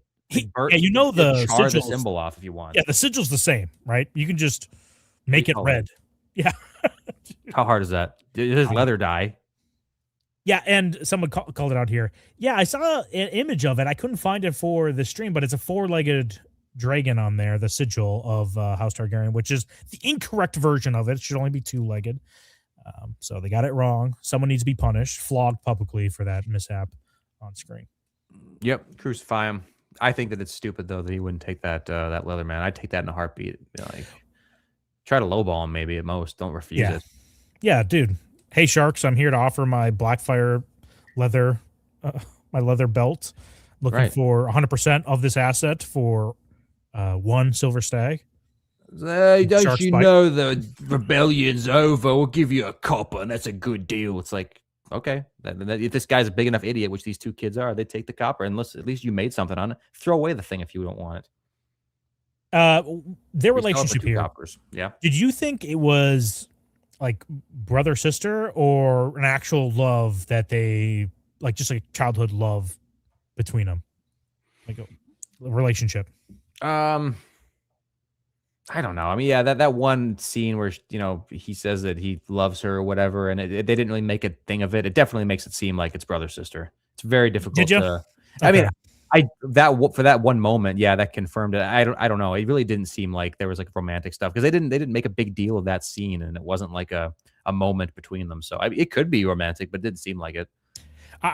Does it really matter? No, but I'm just curious what people read into it. I thought it was slightly romantic, but because they didn't show anything else other than them just talking and planning moving forward, I thought, yeah, it could be also brother sister. So. But then again, we're in Westeros. Brother sister, blurs the lines a little bit. Yeah, that makes it better. Brother sister is inherently romantic here, or at least sexual. And then they try to go over to the free city, and they're like, oh, looks like we just upped the price. People are trying to get out of here. Which then you might be asking, why are you trying to get out of here? I guess we defeated Daemon Blackfire. Who's trying to leave this city? They should be rounded up by Bloodraven. Who's trying to leave? We're in the golden age of Westeros right now that the Blackfires are gone. Let's not bring up Bloodraven, dude. I know. I'm sorry. Yeah, you better be sorry, fucking. Anyways, well, they get. Sorry. Can you cough again? Sorry. Go ahead. Come on. Let's go here. Now they're being harassed here about the gold. And I didn't notice it. I don't know if I have a shot of it. Yeah, here it is. He is missing a hand this whole time. He's pretty good at hiding that missing hand. Dude, Did you notice that until I this didn't time? even notice until right now. This is the first Really? time. Yeah, I didn't even notice he was missing a hand. I was too Chat, busy did you looking guys at know? I was looking at those fucking teeth, man. I couldn't take my eyes away from the real prize, Dude, you know? Yeah, secret weapon. Have such bad teeth that they keep your eyes above and not where their hands are doing. That's why the British are so sneaky. now I understand it. Everybody, I asked the question. You don't need to answer it anymore. I understand why British have the most fucked up, ugly, horrible teeth in the world. I understand why now. Stupid. So here's the after he slits her throat, which I didn't think I could find a good screenshot of him doing that to her without getting maybe struck by YouTube. But Dunk starts biting, trying to make him a vampire, biting his neck. And then Sir Arlen busts out because I guess he could see him through this little peephole here. Is that what we're supposed to think? Because he could see him guess, here? yeah, I guess. After the guy stabs Dunk in the leg, though, right through the calf. I'm surprised how quickly he's able to walk on that thing. But yeah, I mean, it's not even just the walking. Like we see that wound in the scene following this, where he's kind of trying to. Well, no, I think he's going home. Maybe I can't remember. Whatever. We see like a shot of him walking, and the wound is like shockingly clean and not even that swollen. You know, there's no infection. Looks like I don't know. Maybe that does say something about King's Landing's. Maybe not healthcare, but like sanitation. Like, damn, man, if anything's disinfected, you know, it's like this perfect pristine, or maybe Dunk's immune system is just like at fucking superhuman levels, like the Sentry or like, you know, Superman Prime 1 million levels for being in the cesspit all the time. There's nothing that could kill him. You know, that's possible. True. So Arlen comes through, busts through, immediately throws up. In the name of the mother, he screams. Do you like that? Is that his catchphrase? I know it's in the name of the mother. You're doing things as a knight, but I wonder if that he's trying to corner this as I'm a knight of the mother or something here. Yeah, I think maybe he like, you know, overestimated the audience he'd be having with this moment, so he like tried to make it a new thing going forward. But he's also drunk, so I don't know how much you'd remember it. But I definitely think that was the intent here. Yeah, it's like, dude, this is gonna be my new thing. Like this is where it starts looking up for Arlen Pennytree right now. I'm gonna be the mother knight. I'm gonna say this every time. In the name of the mother. Whoa, is that the Mother Knight? The Sir Arlen fight here is great. It's very tight, so you can see him bumping into stuff. I know when he like draws his sword out, he hits him. I think he hits like a lantern. So it's really great and not very claustrophobic like we get with Dunk's helmet, but it's very just compact and very busy. He takes this guy's head off so cleanly, Gator, with one swing. Hey, he takes care of his sword, man. What are you gonna say? Plus, I mean, that guy. Look at the state of the teeth. You think his neck is in any better shape? You know, the vertebrae; those things are probably ready to snap, ready to crack. Well, this is the other guy, but the guy with the bad teeth with the one hand, he stabs. They both had bad teeth. Do you think so? Yeah, it wasn't as bad. I'm pretty sure we saw him. Same dentist, huh? Yeah, or lack thereof. Yeah, lack thereof.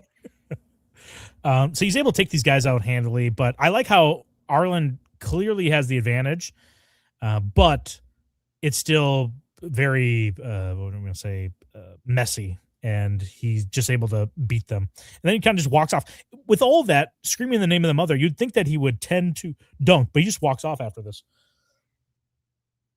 So what? What are you saying about it? Why wouldn't he be like, "Are you okay, boy? Like, in the name of the mother, I'm going to save you, but I'm not going to like tend to your wounds." I guess you know what? Yeah, that's okay. True. That's true. In the name of the mother, and like leave that boy alone. That's true, because he's the initiation of this fight was specifically to defend this kid. You would think he would have done something, but maybe he didn't see that the kid got, you know, stabbed. Like maybe he just thinks, all right, the kid's fine.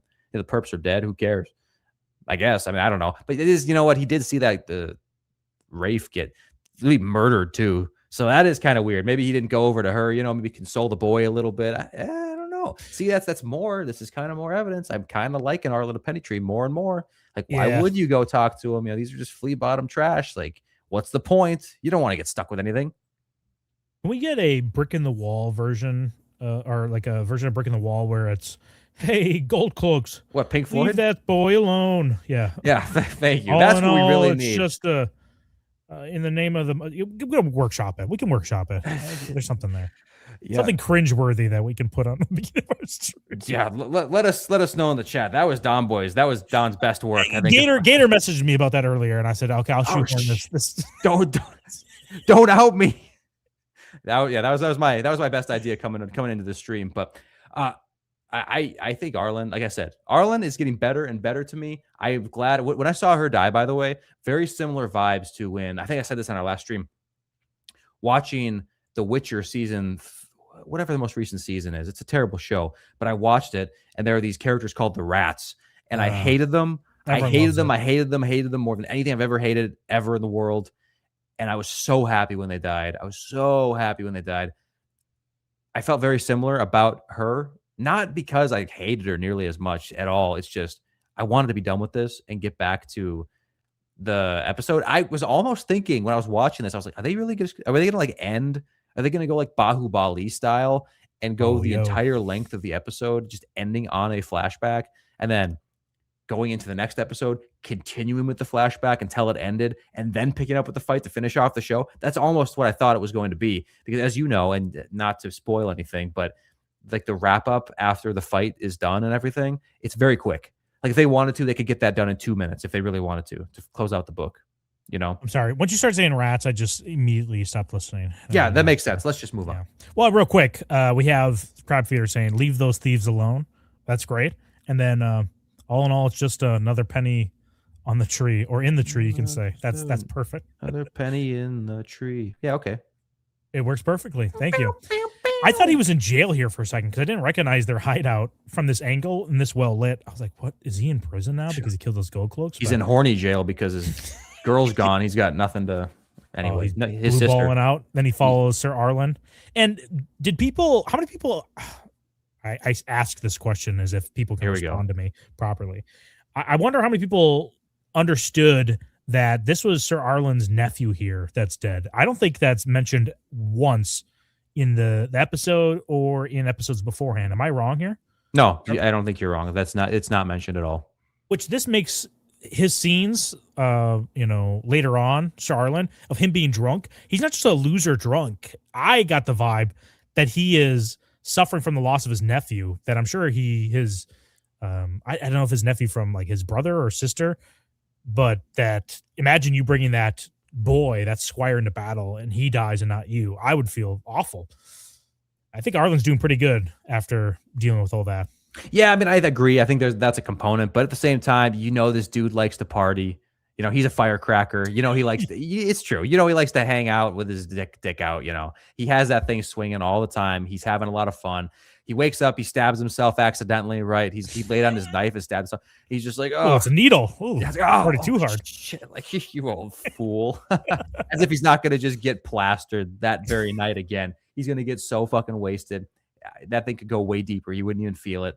I think the dead nephew plays a role, but I think he was going there anyway. I think he was already living the La Vida Loca there, And people in the chat, Chud said it first, but it's the sister's son.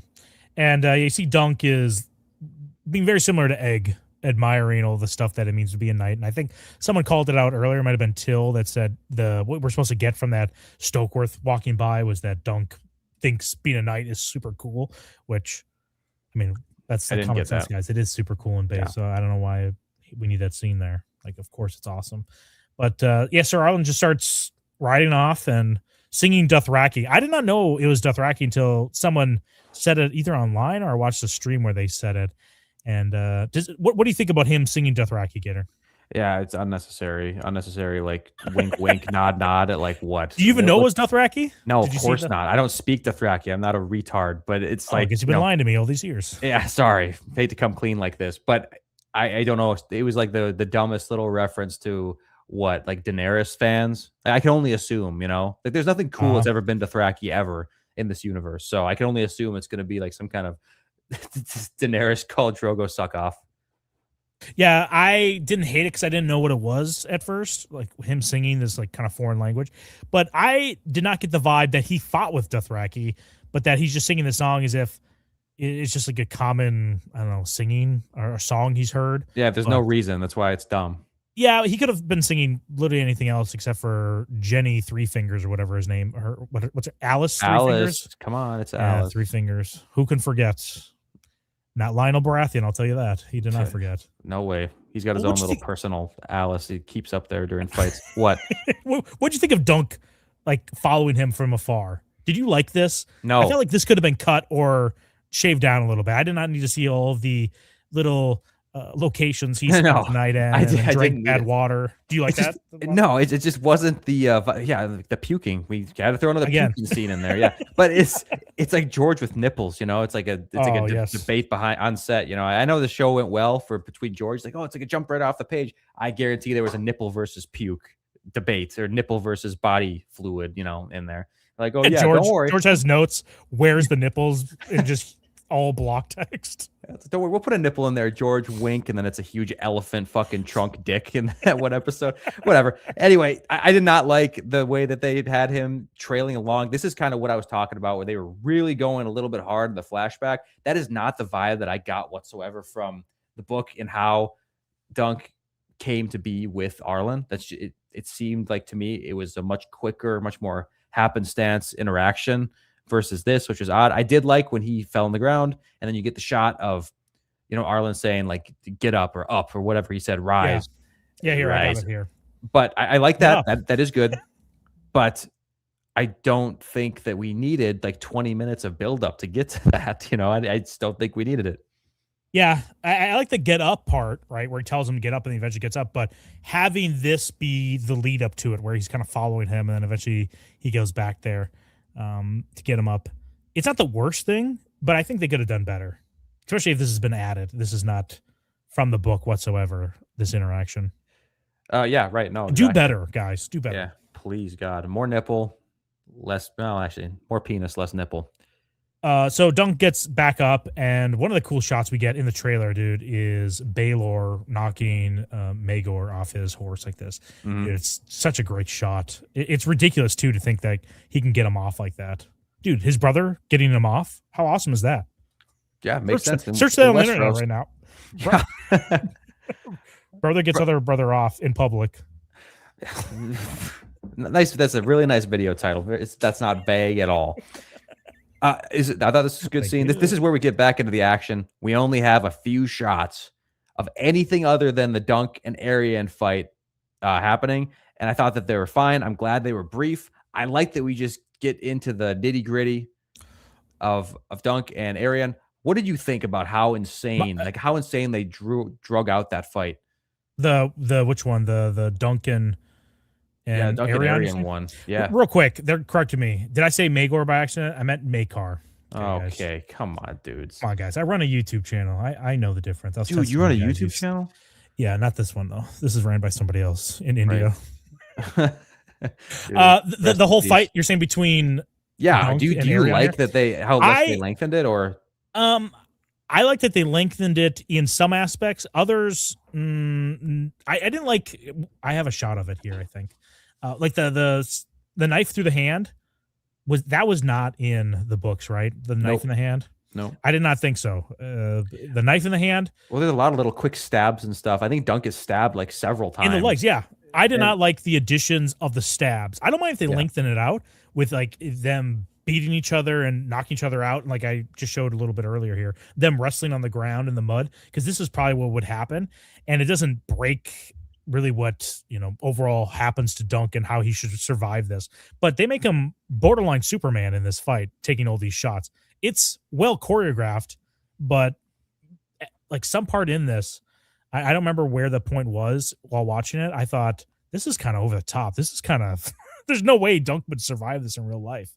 Yeah, 100%. It's like his body gets completely destroyed, and it wouldn't be that bad if we got like, some kind of like Goku after fighting Vegeta in the Saiyan arc, and you get like Goku in the hospital in a full body cast, for like a week or whatever after the fight.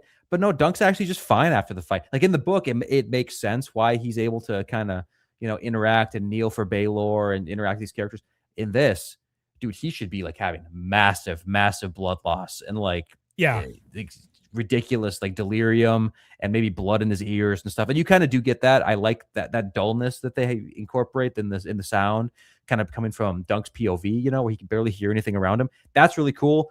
It really adds to the intensity, added to that Jon Snow kind of claustrophobia thing we were talking about earlier. But yeah, dude, like the ridiculous amount that he got injured, that's crazy, dude. You kidding me?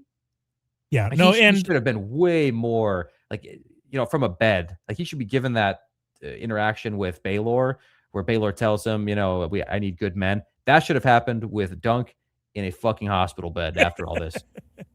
yeah, no, he definitely takes a beating, and it's way worse than what he gets in the books. We'll go through some examples of actually what's like some of these like huge the knife whatever stabs that I'm like, okay, I don't think he's coming back from this. Or even Arion, he gets sliced in the leg.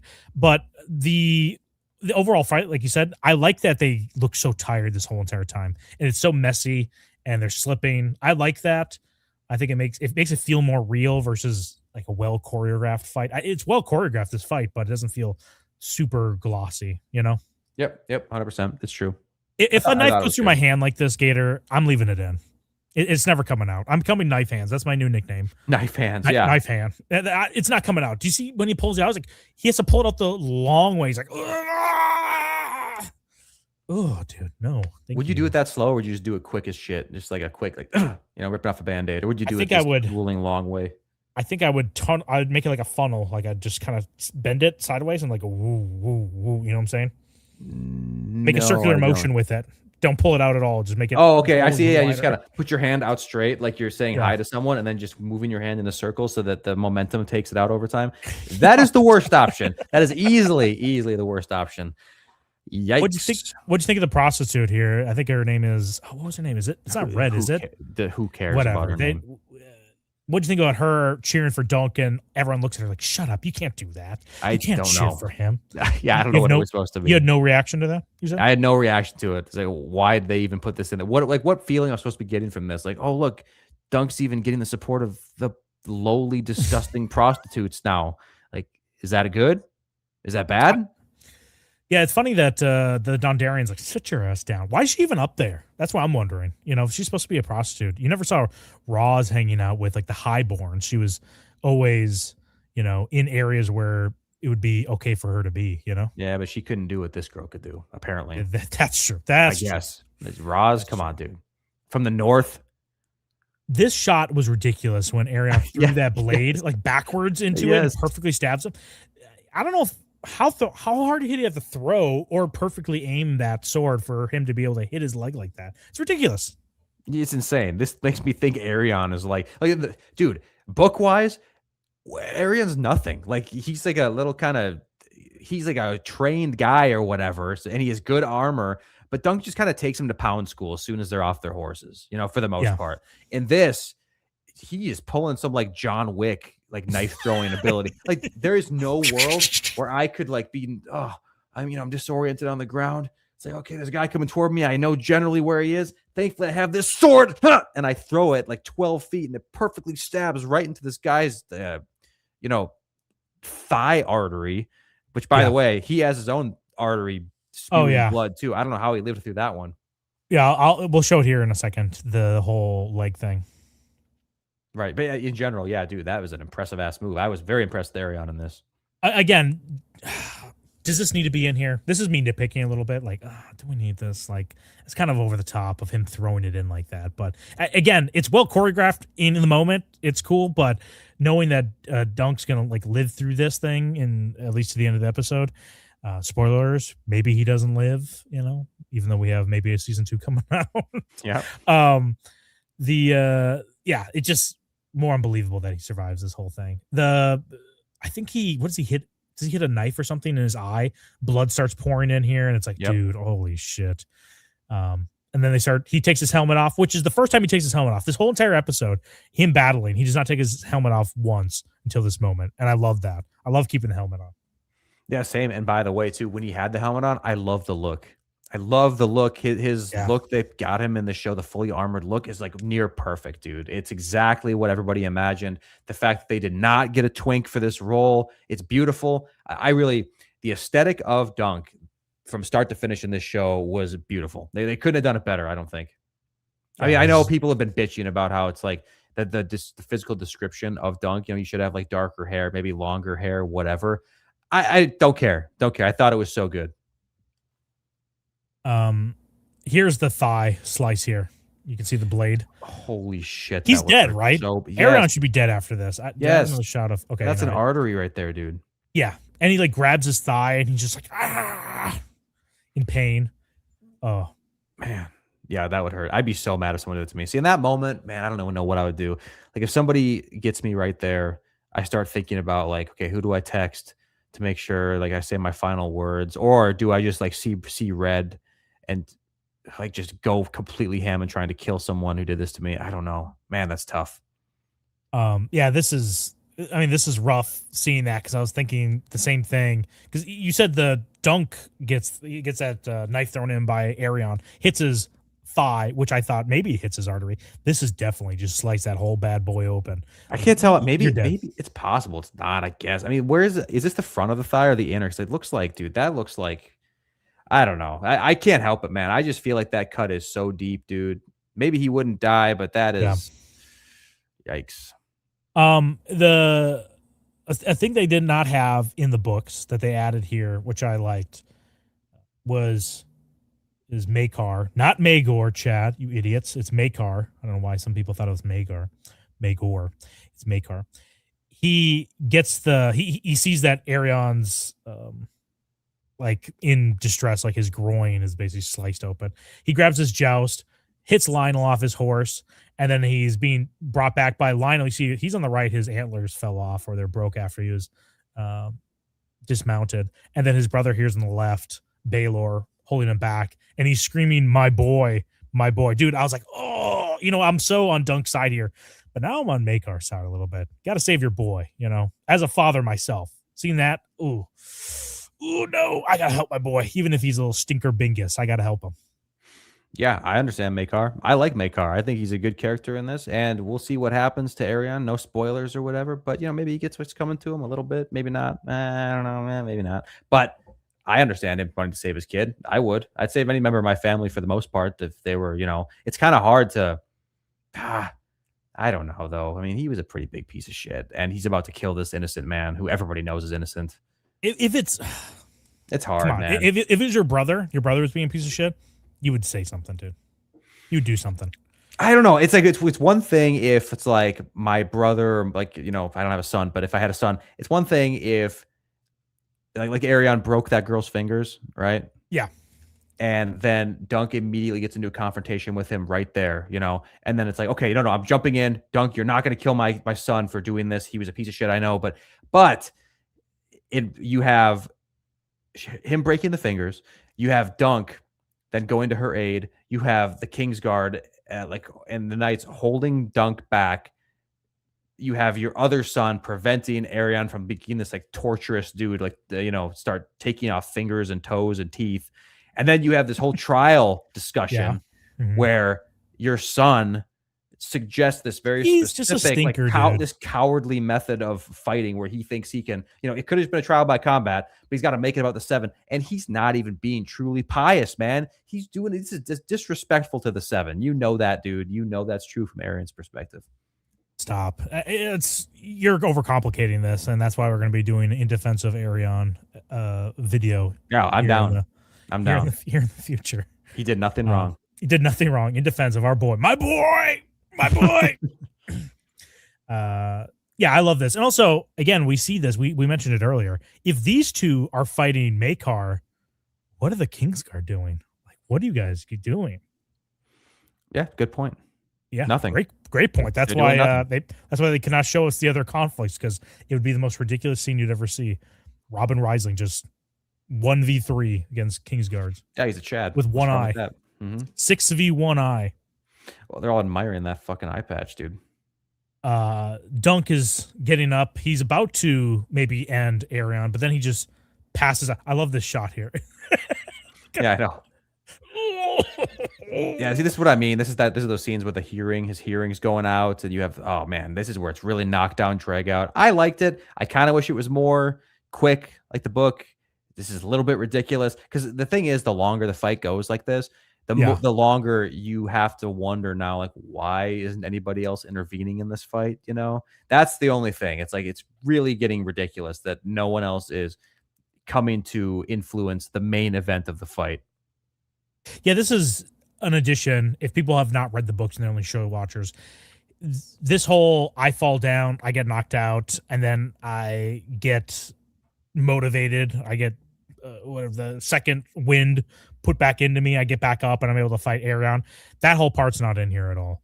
So they added this. And again, is it bad that they added this? No. Is it great, or did I love it? Say it's okay. It's fine. I don't hate it, but if we had to shave time off this thing, I would maybe remove this, but this is not even on the lower half of things that I have issues with this episode with, which I like this episode a lot. So it's not like I hate this episode, but if I had to critique anything or find flaws in it, this might be one of them. Yeah, 100%. You agree with me, little beta bitch. Yes, so sir. He falls down. Egg screams, he's twitching. Don't call it yet, you idiot. What? It's like, dude, shut the fuck. I'm right here. I see. My ear, dude. Have I blown the horn yet? I see he's moving. I blow the horn when it's over. Like, shut the fuck up, little dude. Jesus Christ. How about is the prostitute? Does she have anything to say too? Does she want to chime in and scream too? Yeah, dude, guys, everyone needs to chill. The Beast of Bracken, maybe. I know. I mean, this is just Lord Ashford is not having a good day or week here. It's like, dude, I really thought this was gonna put me on the map, and now I'm just I can't hear on my right side. Yeah. Yeah. This is this shot here too is just so perfect though. Like, I love this. It reminds me of the Kingdom Come Deliverance, the video game, the first one. I don't know if you know the little cover of it, but that's it. Oh, dude, it looks so good. Yeah, great wallpaper. I love this face Arion makes after Dunk gets back up because he thought I won, and now he's like, I have to go back out there and fight this guy. Yeah, dude, it would suck. Fuck. It would suck so much. I like after this, there's not an immediate sprint at each other. They immediately slip, and they're just trying to catch their footing to fight again. Here we go. Speaking about people that have slipped up. Yeah, sorry, Rizzler. Complete mess. From the top. All right, here, let me just go back real quick. Reviewing episode 5. Yep, I Kingdoms. Yep, don't worry, I got it. Oh. Just kidding. Come on. That'd been funny to play that whole thing. Including all the clips. Yeah, including all clip like 10 minutes of it. Thanks, Rizzler. We thanks, you. buddy. We thought you had a meeting set up with your copper tub and your toaster. So thanks for being here, man. I'd be pissed off if I had to fight this dude too. This is the part where I thought it was dragging too much. The how much they were unable to walk, could barely move, whatever, and then they were able to continue fighting. I mean, not so much Arion, he barely did shit, but Dunk being able to find the strength. I thought it was executed well, but it's just a little bit much. I think I went on too long. Well, they want longer. They want a longer intro. Oh, your wish is our command. Our boys, it's going to get longer. Sir. Yes, sir. Yeah. So, eventually, he drags him up to Lord Ashford. He's like, say it, don't spray it, you son of a bitch. And he says it. So actually, this is the first time. Look at his teeth. He looks like the mouth of Sauron right there, doesn't he? Yeah, he does. Well, Arion, he's never been a good looking guy to me. I think he looks fucked up, but that's perfect, dude. That's exactly what I want for my Valyrian people. I don't know why his teeth are so messed up here. He looks like he was wearing a prosthetic or something, but I don't think he was, because why would he be? It's definitely odd. But yeah, no, I like this, and I like that he yielded. I just agreed. I kind of like the Dunk drug him over, but I felt the same way reading the book, dude. It'd be so hard not to just kill him in this moment. He's put you through so much shit. If either way, the outcome's the same either way. Yeah, something they had in the books that they didn't have here in the TV show was after he says, I yield, he was going to reach for another weapon, Arion, as he's dragging him, and I'm pretty sure Dunk moves it out of the way. I believe. Correct me if I'm wrong, but I thought that's what happened when I was listening at 3x speed at work today. I was like, oh, I didn't remember that happening. Oh, did you actually listen to 3x speed? That's really fucking fast. Dude, I'm fucking fast, dude. That's a 2x. I understand 2x. 3x is nuts. Yeah. If anyone doesn't listen to us at 1.5x, what are you doing? Yeah, I know. I listen back to our stuff. 1.25 is perfect, dude. But you should watch it at 0.5 so we get double the ad revenue. That'd be nice. Thank you. The Fossaways fighting here. Great. Love seeing them going at each other. Here is the shot in which they killed Baelor here. Animation. See that? Yep. Very cool. Very cool. That's Very what killed him. Arion already submitted, but he couldn't get there in time, and Makar kills him. So he submits. They bring him back into this little hall entrance here. In the books, I think it's a tent they bring him into. And Steely Pate, excuse me, not Pate. Pate, not Pete. Steely Pate is about to kill Sir Duncan again before Baelor comes in. He's like, you fucking fat idiot. It's wine, not oil, you son of a bitch. Hey, you Roseanne-looking motherfucker. He's right. What's wrong with that, Roseanne? See, this is the part right here where book-wise, he should have his part of his head actually fall off when you remove that helmet. It shouldn't just be a caved-in point, because otherwise I don't really understand what the relevance is of like the helmet. Like, why does removing the helmet kill him? You know, why does it speed up the process along? Everything's being held in there. I wonder. I don't think we really get a back shot of his helmet, like how it's being held in there. But I assume it's like upward, like it's coming from down up. That's keeping it together. Yeah. Okay, that's true. Could be. Yeah, right. If it's like directly like perpendicular to his head, yeah, I don't know how it's able to stay in there. But I love the armor. Looks great. The visor perfectly was broken, which I think if you see it, I don't know if I grabbed a. Yeah, I do have it here. You kind of see the holes there, so maybe that's why there was like weaker metal there. But still, it perfectly breaks. It looks awesome. Like this helmet, the way it is, looks awesome. Dude, that shot there on the left is so fucking cool. Actually, I know. He looks great right now. It does look great. Yeah, he looks amazing. Oh man, it's dude, so high quality. I remember my brother. I was hounding my brother to watch this series, and he was like, "Yeah, I'll catch up." He's like, "Watch 2 episodes." He's like, "Yeah, I like it." I'm like, "Dude, bro, you have to catch up because otherwise you're gonna get spoiled." And I know you're gonna get hyped on episode 4, and then episode 5 it's gonna tear your heart out. But I didn't tell him that, right? And I'm just thinking in my head, like, dude, you have to experience this. He just caught up today, and he was like, "Dude, no." I know. I saw him. He messaged both of us. He has us in a group chat or whatever. I know. He gets into it, which I mean, I do too. So I knew he would love it. I don't like this show or this universe. So he feels the back of his head after they give this cartoonish reaction in the back. What? Mm-hmm. I don't think it's supposed to look like that, sir. It's supposed to look like that. We better put some boiling oil on that head wound. Get this paid away for me. Yeah, sees it. Yeah, and then you just see the big indent there. I'm covering up. I do not think you needed to censor that, but whatever. I think so. I think we really think so. You could barely see that if it. Come on, everyone, real quick, because I think IJP said something in the chat. We're 50 likes away from being 200. Everyone, smash the like button right now, please. Smash it like Sir Baelor's skull is smashed in by his strong brother Makar, as every good knight does when they're trying to defend their son. They have to commit, not regicide. What do you call that, brother? Yeah, it's kinslaying, but what do you call brother side? Fratricide is killing your father. Yeah, no, that's patricide. Oh, is that? That's patricide. Someone let us know in the comments here, but smash the like button, please, or get another account and smash it. Whoa, 7609 says insert Seinfeld. Yeah, see, that it would be good. Yeah. I'll have to watch the scene and see if it's if there's like enough moments to put laugh track to. That's a good idea. Even just like all of during the fight, right, where he gets his hand stuck by the knife and it's just laugh track. Pulls it out. It's like the Cargill fight. Yeah. Then he falls on him, which fulfills the prophecy, right, guys? A large dragon falls on Dunk and he survives. So got him. Yeah, dude, that line where he's like, the realm needs good men. I was like, I need good men. To Duncan, it's like, oh, stop, make it stop. It's so good. Yeah, it's great. It's been a lot of talk or whatever that they took like the best line or whatever out of this show, right? Like the "What am I to them" line, Dunk earlier. Yeah. How do you feel about that relative to stuff like this? Do you think that line is like more important? I think it's more important, but would you rather have had that and then they take this out? You know what I mean? Because this isn't that impactful for the series overall. Because later on, Dunk. I can't. Never mind. Spoiler. Yeah. No, I forget my point. It's spoiler. Someone said fratricide. Regicide is killing king. Yep. Yeah, I know that. Yeah, regicide is people saying fratricide. Okay, so yeah.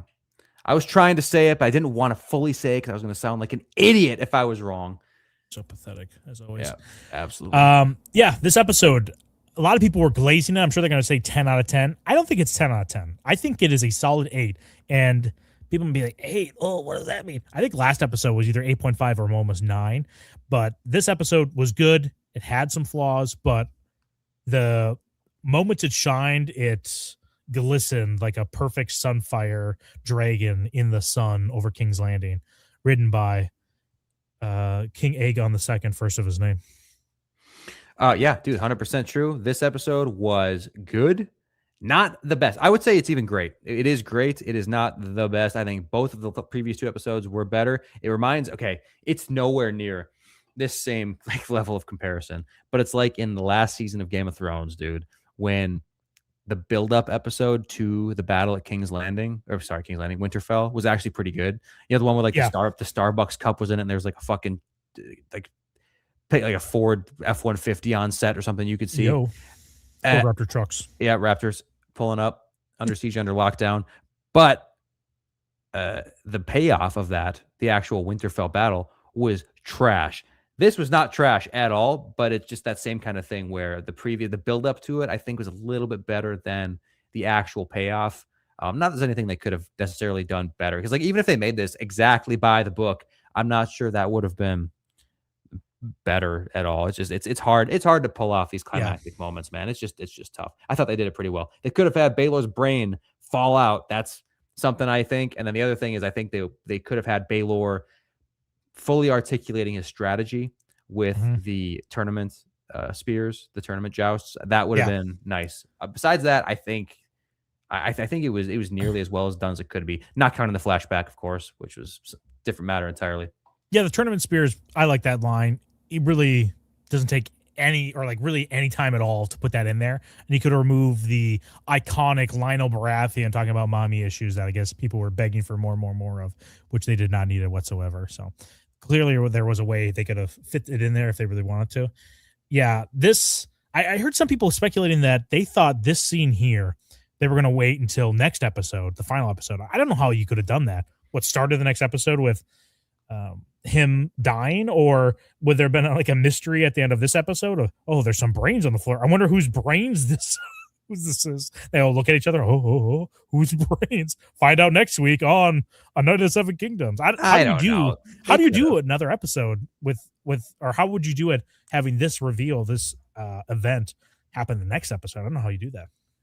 I think you just don't have this scene at all happen until the next episode. That's all you do. You have the fight conclude, and then you'd have like a bunch of cheering audience or something like that, and then it would end. It definitely wouldn't be as natural, but yeah, I guess I don't know how anybody thought that was like as their base idea of how this is going to go. Definitely odd.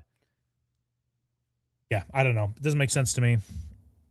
But then again, not a lot of things do. So shut the fuck up. I got to read a bunch of super chats. Yeah, let's go. Super chats. Thank you. Hey, thank you all for being here. Smash that like button again. Like, make our boy here. Let me just do the quick little animation while you pull up super chats. Yeah, super chats coming up. So yeah, thanks for listening to all of our based takes on this episode. Now you guys all know what to think. So just you're welcome. You know, yeah, this is you guys. You were holding out. Hit the like button. Oh, dude, and subscribe. Oh. And unsubscribe and resubscribe. That's what really. Yes, please. Yeah, do that, please. Yes. Bart the Blessed. 199. Blessings upon you, Gator and Don Boy. Dude, thank you so much. We need that blessing really bad. Thank you. Crab Feeder, my boy, sent from homeless Spermies. Thank you. Appreciate it. My boy, sent from homeless Spermies. My boy line is one of the best. I loved it. It was great. My boy. The Jexer. Damn it, I meant copper. What is that? The tub thing? Come on, dude. Get over it. We know you're amateur in your tub. hour. We know it. You don't even know what material your own tub is, dude. We know you got a porcelain shit. Gator H, my relative. 499. When will the What If John Aaron Takes a Honey Pack video come out? Also, Lightbringer fears the hilt. Yeah, okay, well, the second part. Well, he definitely does. Everybody it's unfortunate. fears the hilt. Yeah, it's unfortunate everyone has that reaction to the hilt. Everyone fears the hilt. When somebody blocks us, we know it's out of pure fear. That's just 100%. I'm not saying he blocked us. Did he block us? No, he did not block us. Yeah, I didn't think so. We have a few people that have blocked us that are big names, but not him. Not yet. Attack on Denton. Anybody notice that Raymond Chataway soloing a Kingsguard on day one of being a knight? A good apple indeed. Yeah, he's kind of a prodigy, isn't he? Imagine him. Put him in the hyperbolic time chamber for a few months. See what he comes out to be. And I don't really call it out here. I hope in the next episode they make a bigger deal that this is the origin of, I think, the fossilities of New Barrel, which is the green apple fossilities, which we see in like the current timeline, like 302 AC. I think that's the current year in Song of Ice and Fire. That there's two fossilway houses, the red apple and the green apple, and this is the origin of it. So it's kind of cool to see it. You're seeing it front row, guys. Are you guys excited? Are you pumped? Dude, seeing it in real time, that's so awesome. That's so fucking cool. 7 or Servant of the Seven. I thought it said 7 of the 7, like some kind of like Bruce Almighty reference. I was like, what the hell is this? Member for 6 months, chat. That Septon was a twink. Yeah. Bad for the brand. Why is twink? Is that a censored word? You can't say that or what? Maybe. I tried to put throbbing in a super chat the other day and it would not let me send You can't say throbbing.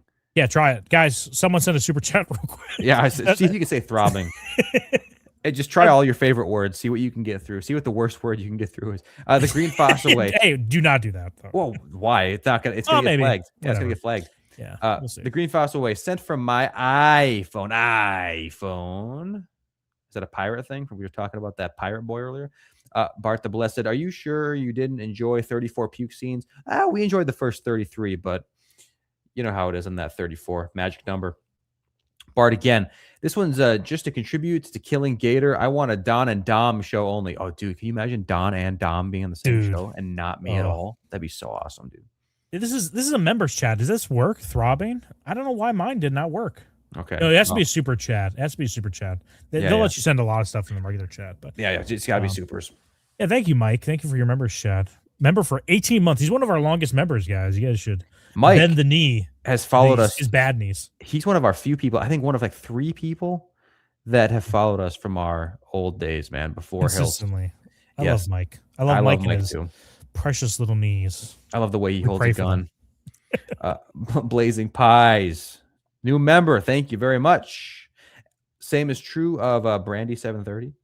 You got the X's on both sides though, like a 2005 gamer tag. Yo, on Xbox, dude. It's badass.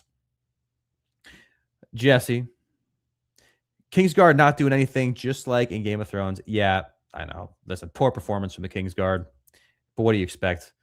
Bart the Blessed. Even Portland boys can worship the 7 Gator. Listen, I'm not here to judge, dude. I'm not here to judge. I would just like to see when there's a representation. You know, it's got to be a little bit something that's going to pull in the crowd. You know, if you're going to be a missionary and you're going to try to evangelize, you can't send out your weakest link. You're not going to get any progress. I understand having every aspect of the 7 represented when you go out and evangelize, like you said. But where is our warrior or Smith version of the Septons? You don't ever see him. You know? And real quick, before you hit your next super chat, we do have new merch out, dude. The shirt freaking rules. I got one. That's awesome. My wife wears it all the time. Gator's going to buy 10 of them, he said, and find your guys' addresses and hand it to you personally. So if you can't afford, just pray that Gator shows up to your house one day. But pray you don't donate too much because then I'll be dead. Yeah, it's pinned comment to the chat right now, and I'll probably put it in the description of the video. But dude, love this shirt. Our Hilt's shirt. Yours will too. Did you just come up with that? Chauncey Krabu, when did King's Landing lose its diversity? Had to have been under the reign of Aerys II. Flea Bottom was an overflowing with Summer Islander immigrants. Yeah, dude, it's just like Middle Earth, man. You know, when did the great purge of all the minority elves and dwarves happen? You know, between Rings of Power and Lord of the Rings. We'll find out. Maybe that's going to be a feature or another Dragon Ball Z reference too, dude. There had to be some kind of great anthropomorphic genocide. You go back to like Dragon Ball era, early DBZ. Every other person in the crowd at these tournaments and whatever is like a bear person or a dog person or a cat person, you know, hybrid. Yeah. And then by the end, it's like 99% humans. What happened there, man? Yeah, what does Toriyama mean by that? I don't know, but I like it. J Lars 4176, $10. Not really sure. I'm assuming about this episode, or no, not really about this episode. Okay, but I was rewatching the other episodes today, and there's a lot of nods of Summerhall that's starting to make me think that Duncan might kill a mad egg during the tragedy. That's an interesting idea. I never thought of that before, actually. It would be interesting. We should speculate on stuff like that in another. I don't know how much history needs to like repeat itself to that extent, you know, where it's like, oh, it happened again and again and again. But definitely an interesting idea, and it's not like the most forced thing ever. It's interesting. I was going to show you this earlier because I didn't get the art for it, Yeah. But I gotta remove it first. Here's the Beesbury art that I saw someone make. Dude, how awesome is this? The bee up top. Oh, it looks awesome. Could use more mustache. Thank you. You can have a mustache underneath it. The mustache you can have with this outfit. Okay. Yeah, you don't worry. You can still have a mustache. You're just never going to see it underneath the helmet. Yeah. All thanks. right, I'm about to end the stream, dude. Thanks. I'm going to restart it. I'm going to restart the stream. Say. You know what I love most about that intro video is at the very end when it cuts and he's like, brave. that's the best part. That's the best part of the whole thing. Just cuts to brave. Wrath. Driving the bus, $5. If Tansel painted that shield better, maybe it would have actually lasted longer than one hit. Yeah, dude, exactly. He's about to get so much biz. He's going to be a Goldie paid. Yeah, dude, listen, fully agree. Well, first of all, he's going to get no business because his shield didn't do shit. And second of all, you're right about Tansel. Would it have hurt her to like put some 2-part epoxy on that thing? Seal it up real nice. Maybe give it some integrity. Ridiculous. How hard is that? Yeah. Wrath again. Raymond the Green Apple got 3 hits on area and clean. Yeah, dude, Raymond's a Chad. First you're hearing of it? Come on, catch up, Wrath. Crab Feeder. Debate David Tight Sphincter to bring us honor. Yeah, okay. Listen, I will. If you guys set it up, we'll do it. Yeah, set up. Figure out a topic, guys. You guys keep saying debate. What am I supposed to debate him on? What are we supposed to debate him on? Is he going to do 2v1? Well, I don't know. I guarantee, like, he disagrees probably 99% of our takes. So if you guys can think of like a good topic for us, we will debate it sincerely, and there's no reason for him not to because it's something he disagrees with. So, I mean, we could defend in defense of Arion Brightfun. Literally, give us any topic. We could be on the give us defending Danny. We will do it. We'll defend Danny, even though we're not fans of Danny whatsoever. Just give us a side, tell us our position. We'll defend it. I forget what video it was, but I almost convinced myself about Danny. I started defending Danny that one time. I don't remember what it was, but we did it. We did it about the Hound. Me and you both love the Hound. I got stuff around my house that has like JB got me something for my wedding that was Hound themed. I love it. Now I can't stand it. I can't look at it. It's in the closet. I'm Team Greg. Well, yeah, I'm in there with it, and we're not having a good time. Bobby B's Big Meaty Warhammer, $5. Fuck, marry, kill Epstein, Diddy, and Harvey Weinstein. All Game of Thrones. What? All great Game of Thrones characters. Okay, easy, man. This is super easy. Marry Epstein. Fuck Harvey Weinstein. Kill Diddy, I guess. I agree. Maybe switch Diddy and Harvey Weinstein around. Yeah, it's possible. I know that's actually up for debate. Yeah, Harvey Weinstein would be pretty tough to get it done. At least Diddy's got like baby oil, like ridiculous amount. Maybe I could just get it done based on. He might back out and ask someone else to get in there, but then again, that's just asking for a crazy wild card situation. So. That's true. You know what? Yeah, I totally reconsider. Harvey Weinstein's gonna die. There's nothing interesting about him. At least Diddy, I get to hear some of those calls with the Boulay, like Tupac's still alive. I get to hear some cool combos. Not to spend a whole hour on this, but the way they described Harvey Weinstein's penis in court, I have to see if it's true or not. So maybe I'm gonna fuck. Dude, I've seen the same things about Epstein and all that stuff, dude. They describe them all. They all have these nasty looking penises. Either women are petty as shit, or this is like an early indicator whether or not you'll be a person locked up for either women are petty as shit or blank. I wonder which one of those is the one. Really tough to figure that out. Don't ask my wife about my penis. Yeah, they said Epstein's like shaped like a lemon or something like a weird shaped lemon. Like, how the hell does that work? It's like round. Wrath. Pate knew the shield was garbage, to be honest. 1 copper fee. Oh yeah, that's true. Maybe that's just a reflection of how much he charged. That's just accurate. He's like, I owe you my life. He's like, just pay me a copper. We'll call it even. for you, 1 copper. Literally sabotaged his shield, made it the shittiest shield he's ever. Feels so bad. I'll pour oil on it. He's like, no, do wine. He's like, fuck. Oh, Dunk's gonna live. Almost had him. Verver, best gold cloak armor we've seen by far. No. It's House of the Dragon looks the best. Yeah, it's not by even close. far. Spooky Maze, the Iron Bankers killed Baylor. Tell me I'm wrong. I think you're wrong, but we'll figure out a way to make you right. I'm going to post this meme I found online, which is really good. It's the Ed Harris and Truman Show. What's his character's name? I don't know what it is in there. You know what I'm talking about? He's like running the whole simulation. Yeah, the guy up on top, like in the sun or whatever. Yeah, and he makes they make that guy Ed Harris's character. They make him look like Blood Raven, and then he's saying, "Okay, now make our bash your brother's head." Oh, that's good. It's so funny. He's running the show, boys. Yeah, it's hilarious. I love it. Yeah, maybe Iron Bankers did it. We'll figure it out. Spooky again. Any possibility we'll see y'all on Friday Night Tights soon? I mean, Dude, tell them. We'll go on if they want us to go on. We'll go on, but and they know how we are. They watch us, so yeah, they know. But then again, we might be. It's such a crowded. We've done large streams before.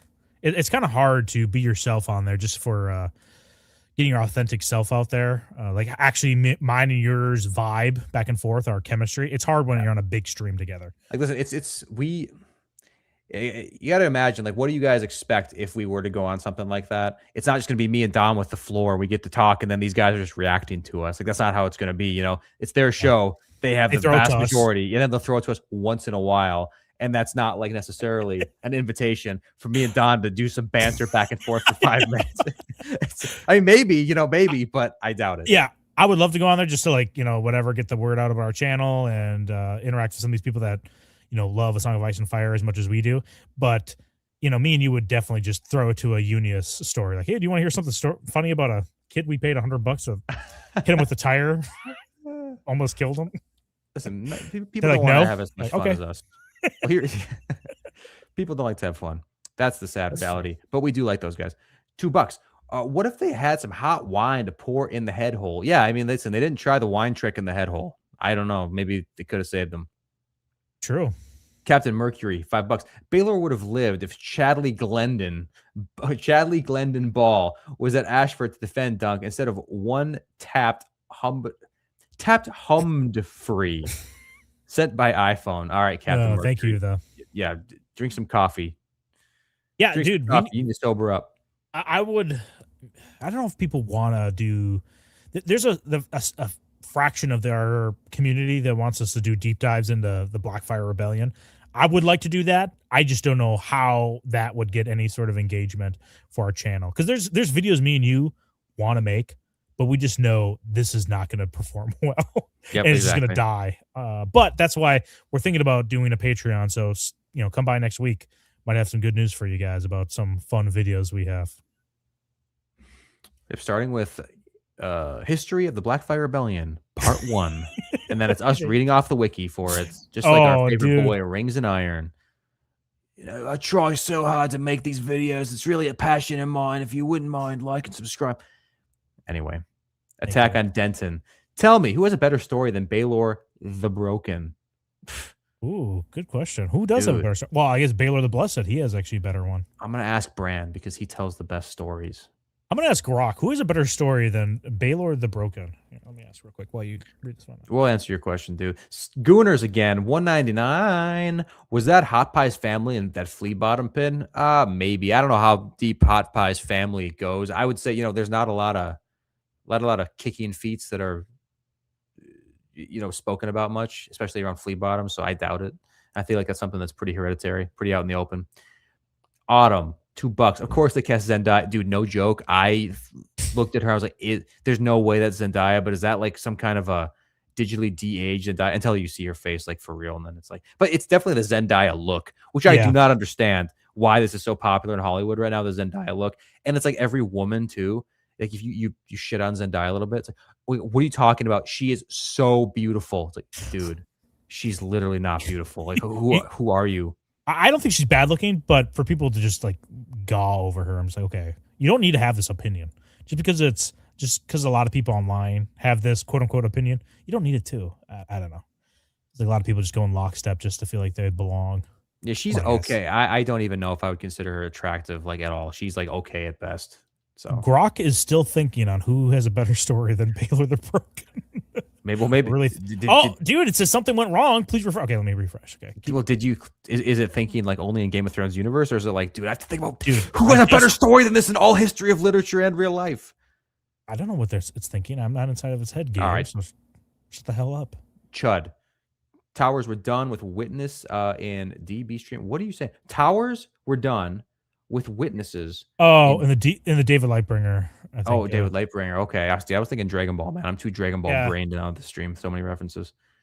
Chud, you're a nasty little boy. Listen, Yeah, you're a stinker, man. Find something for us to debate anybody on. Like, we'll debate anyone. Have them on our stream. I just don't know what we talk about, or have someone on that could vibe with us properly. Chud, They're very knowledgeable. Good. I would say take that tower mindset, take that tower brain you got, and channel it toward, what we want. Immediately, Verver. Implication that Robert deported Summer Islanders?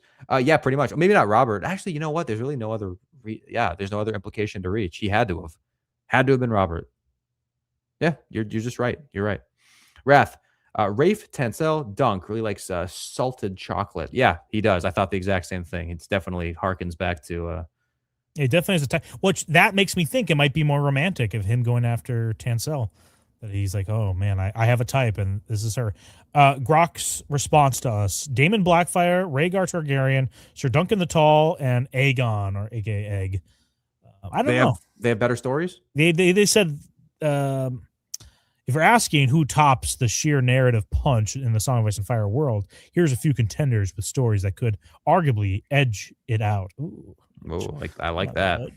Get a little edge to you. You know what's funny, real quick? I don't think we said this on stream.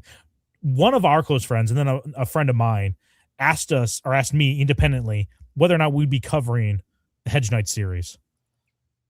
Yeah, no. How ridiculous is that? Yeah, we're just gonna skip this, I think. We have a whole channel dedicated to this. One universe. No. Nah, not that big a deal. Are you guys watching it? No. Oh, what was it again? Is that on Netflix? Oh. All right, hold on. We have a great high IQ Gooners chat coming up here. Okay. Just to be clear, David Lightbringer is a gay. Thank you. Thank you for letting us know. Hold on, Gooner. How do you know that? Yeah. Picks, please. Gooner. Is this something we need to debate him on? Gooner, we're not fighting your past lovers. We're not doing your dirty work. Or your current ones.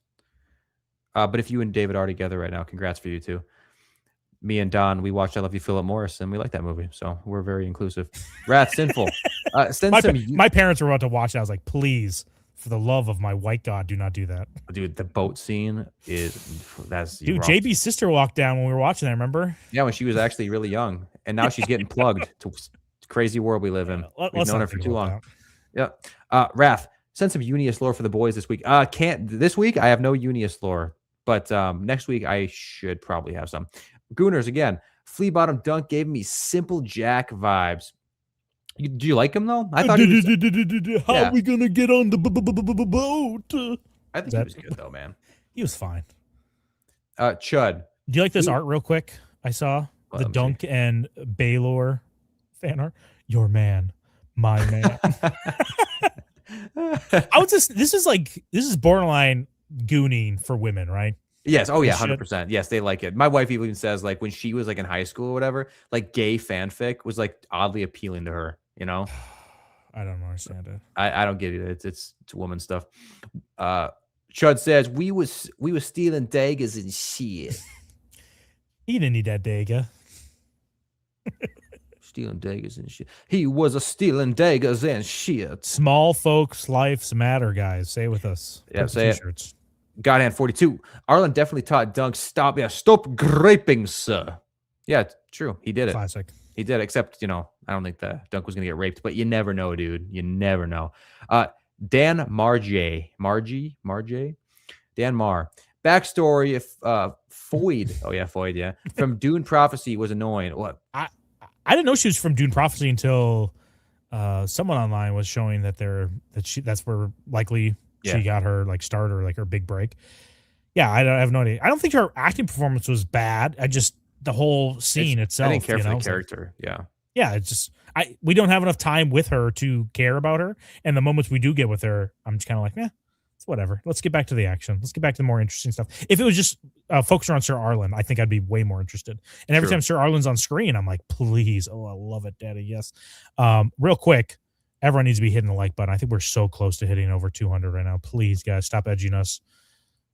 Please stop. Dude, I'm about to right now, so.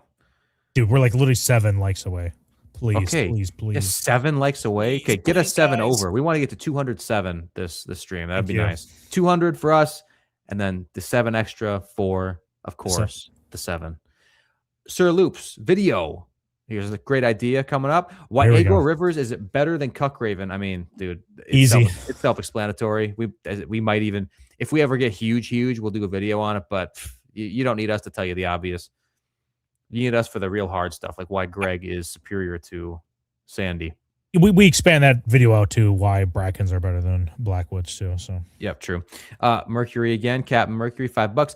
Damon would have won the Iron Throne if he called himself Damon Whitefire, sent from my iPhone. Yeah, I mean, in the Summer Islander infested King's Landing, that might have been true. That might be true. Get some rebellions going on again. People realizing, like, wait a minute, what happened to King's Landing? Who are all these people? yeah, I like the idea that. I like the idea of. I like the idea that the only reason why he lost was branding. It's possible. Yeah. I mean, it's like Blackfire is pretty cringe. You know, it's like, well, these small folk, dude. Like, Damon Blackfire, but don't the king have a Blackfire sword? Dude, who there was the good guys or the bad guys? Somebody on Twitter was arguing, which I could not tell if they were a troll because of how bad their lore knowledge was. They were saying, like, he did not have Blackfire. He had Dark Sister. And I was like, dude, what the hell are you talking about? Why do you think that? I don't know. But I'll try to send it to you. Well, I mean, listen, the original Daemon had Dark Sister. Maybe that's why. Right. But then nobody said, like, he got legitimized by his dad, Aegon the Fifth. And I was like, holy shit. Okay. Yeah. Pass. Move on. By the way, our Aegon ranking, I'm glad that so many people are resonating with it, accepting harsh realities that they are learning to be true. It's good. It's good. Go watch that video if you guys haven't. Bart the Blessed.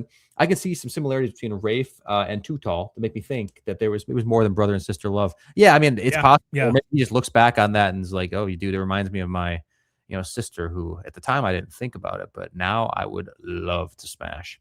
Yeah, I didn't see her in that way, but now seeing her all grown up, fully developed, maybe almost as tall as me. Yo, Godhand 42. $5. Gold Cloak saved Dunk from the free cities. He's just a boy.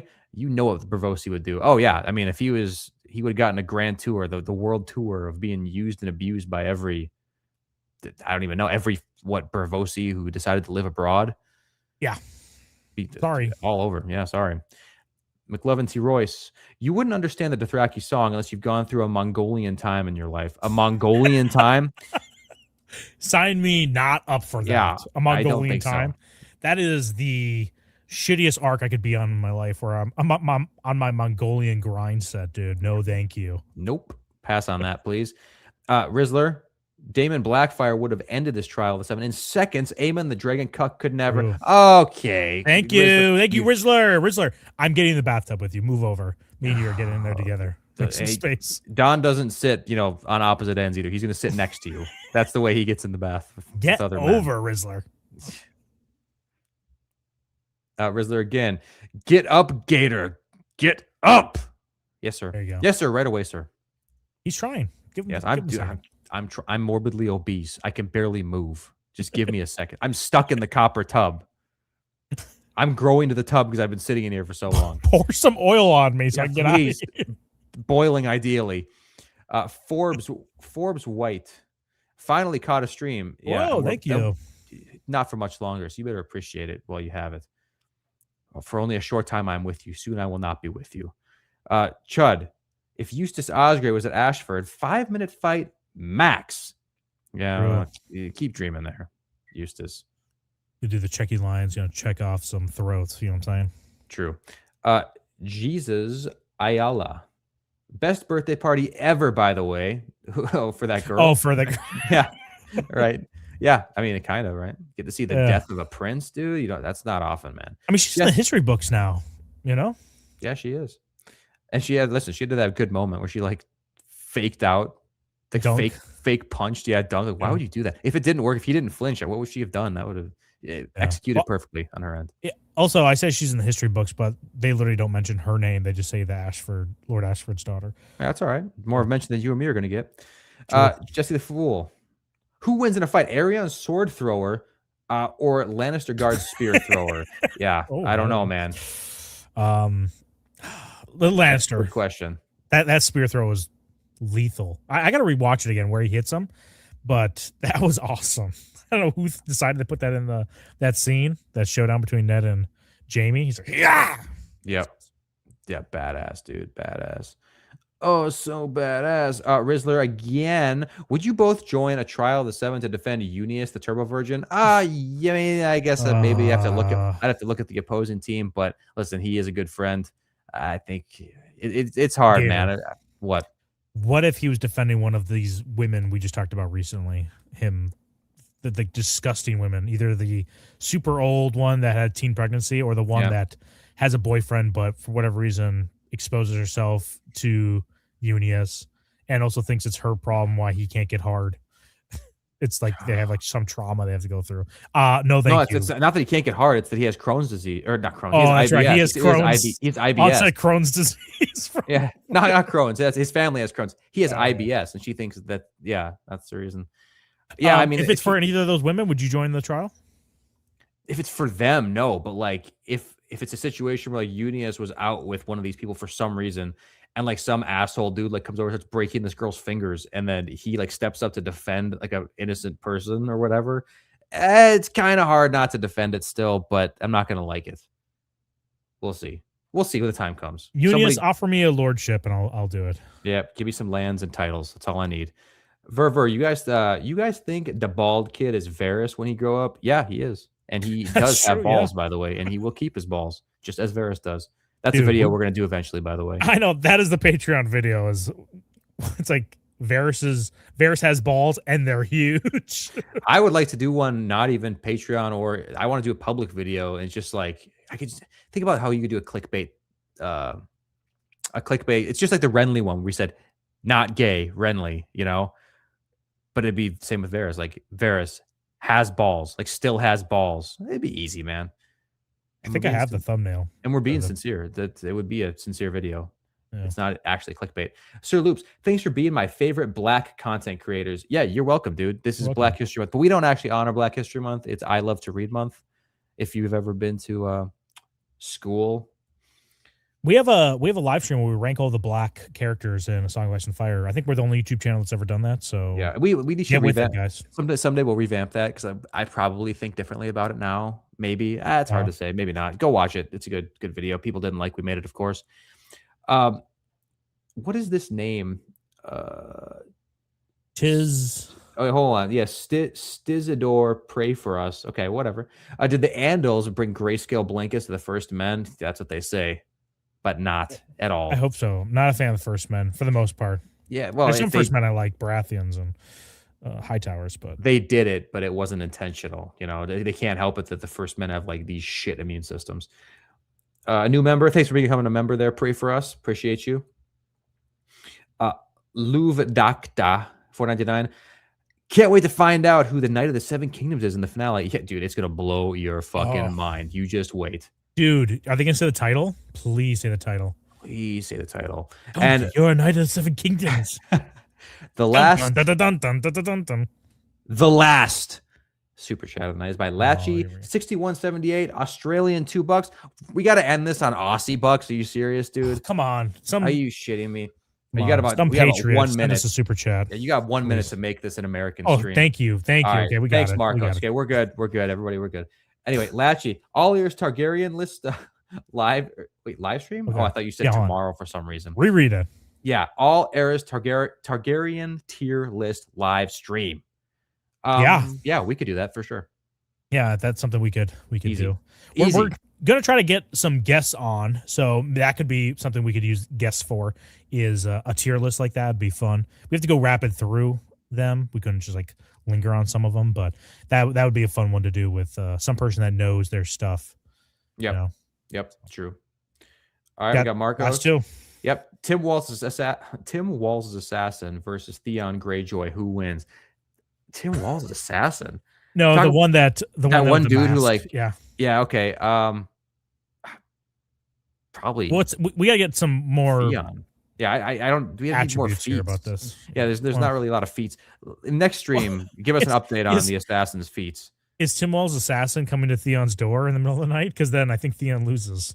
He's gonna be like, there's some police officer here. Yeah, unless there's some like random ugly, mentally unwell woman that answers the door and not him, then he's probably fine. He gets the heads up. Pray for us. Imagine Maelys the Magnificent as king and his wise second head is hand. Yeah, that is what it would be. His wise second head. Never thought of him as wise, but I like that. You idiot! What are you doing? I love it. I know, me too. The weight justified Targ genocide alone. Yeah, dude, 100%. Thank you. Right! Quiet. Literally shut the fuck up. Thank you. What is it? Autumn? Autumn, yeah. Yeah. George R. Martin 69, $2. Can't wait for the Bravosi remake of A Night of the Seven Kingdoms. Yeah, me too. Me too. I can't wait for that. Well, wait, I'm pretty sure the Bravosi are the ones running House of the Dragon right now. Just a heads up. House of the Dragon, yes. Night of the Seven Kingdoms, not so much. It's going to look a whole lot more like House of the Dragon when they get their remake out. That's for sure. Yeah. Rizzler, 199. One demand. Okay, sorry. One demand. 7 versus 7 draft day. Yeah, we're going to do a draft video. We're going to. That's not even a question. After the series is done and everybody's settled into the idea of this gauntlet style thing with the Trial of the Seven, we're going to do that video. So, all right, last one for real. Fred McGill. If they make Sir Eustace, keep sending super chats. Gator's trying to leave. Everyone keeps sending super chat. Will pass. Sorry, someone will pass. If they made Sir Eustace black, someone will pass. Yeah. They're not going to make Sir Eustace. I saw this. I don't know if it's been confirmed casting, but it looks pretty good. The casting of this guy, dude. Yep, there we go. Goodbye, Gator. Goodbye, Gator. Bye. Time for you to pass away. And Mike has bad news said this here. You probably get Ryan to do it. I think you mean Ryan Kinnell. Yeah, we talked to Ryan. The time's not working out for him right now, but I think he said he would be willing to come on, or at least that's what he said to my face. Liar, little bad boy. He is such a fucking liar. But yeah, maybe we'll get some other people on here to talk about stuff. Just gotta get people that catch the vibe, because there's people I think that I think are very knowledgeable, but I don't know if they can hang. You know, gotta get people that can hang. Yeah, example. I say this a few times, but like Grease Goblin's YouTube channel. If his channel's extremely boring, but he knows his shit, and I actually like a lot of his analysis and stuff. But he's one of the people who you kind of talk about where it's just like when there's not new content coming out, he's forced to just kind of rehash the same stuff again and again, you know? So I'm not sure. Good videos. He does make good videos. I like his channel actually a lot, but it's just, I'm not sure if somebody like him could hang, but yeah, no, I got nothing against him and a lot of other people. So, all right, guys, we're getting out of here. Set up the debate between David Lightbringer and us. Set it up, guys. First time hearing of it, this stream, but if you really want it to happen, apparently you make it happen and we'll do it. Make it happen. Check out our merch. We already have the link down there. Just showed it again. Please, the shirts rule. I have one myself. I wear it every single day. I wear it in the shower. People love it. So thank you all for being here. Smash the like button. Again, one last, please. It does help us out a little bit. If you haven't been subscribed, please subscribe. We'll be coming out with, I think, at least weekly videos and maybe even more Patreon fun videos for the boys, the fellas. We'll see you next week, guys, for the season finale of. Oh no! Goodbye.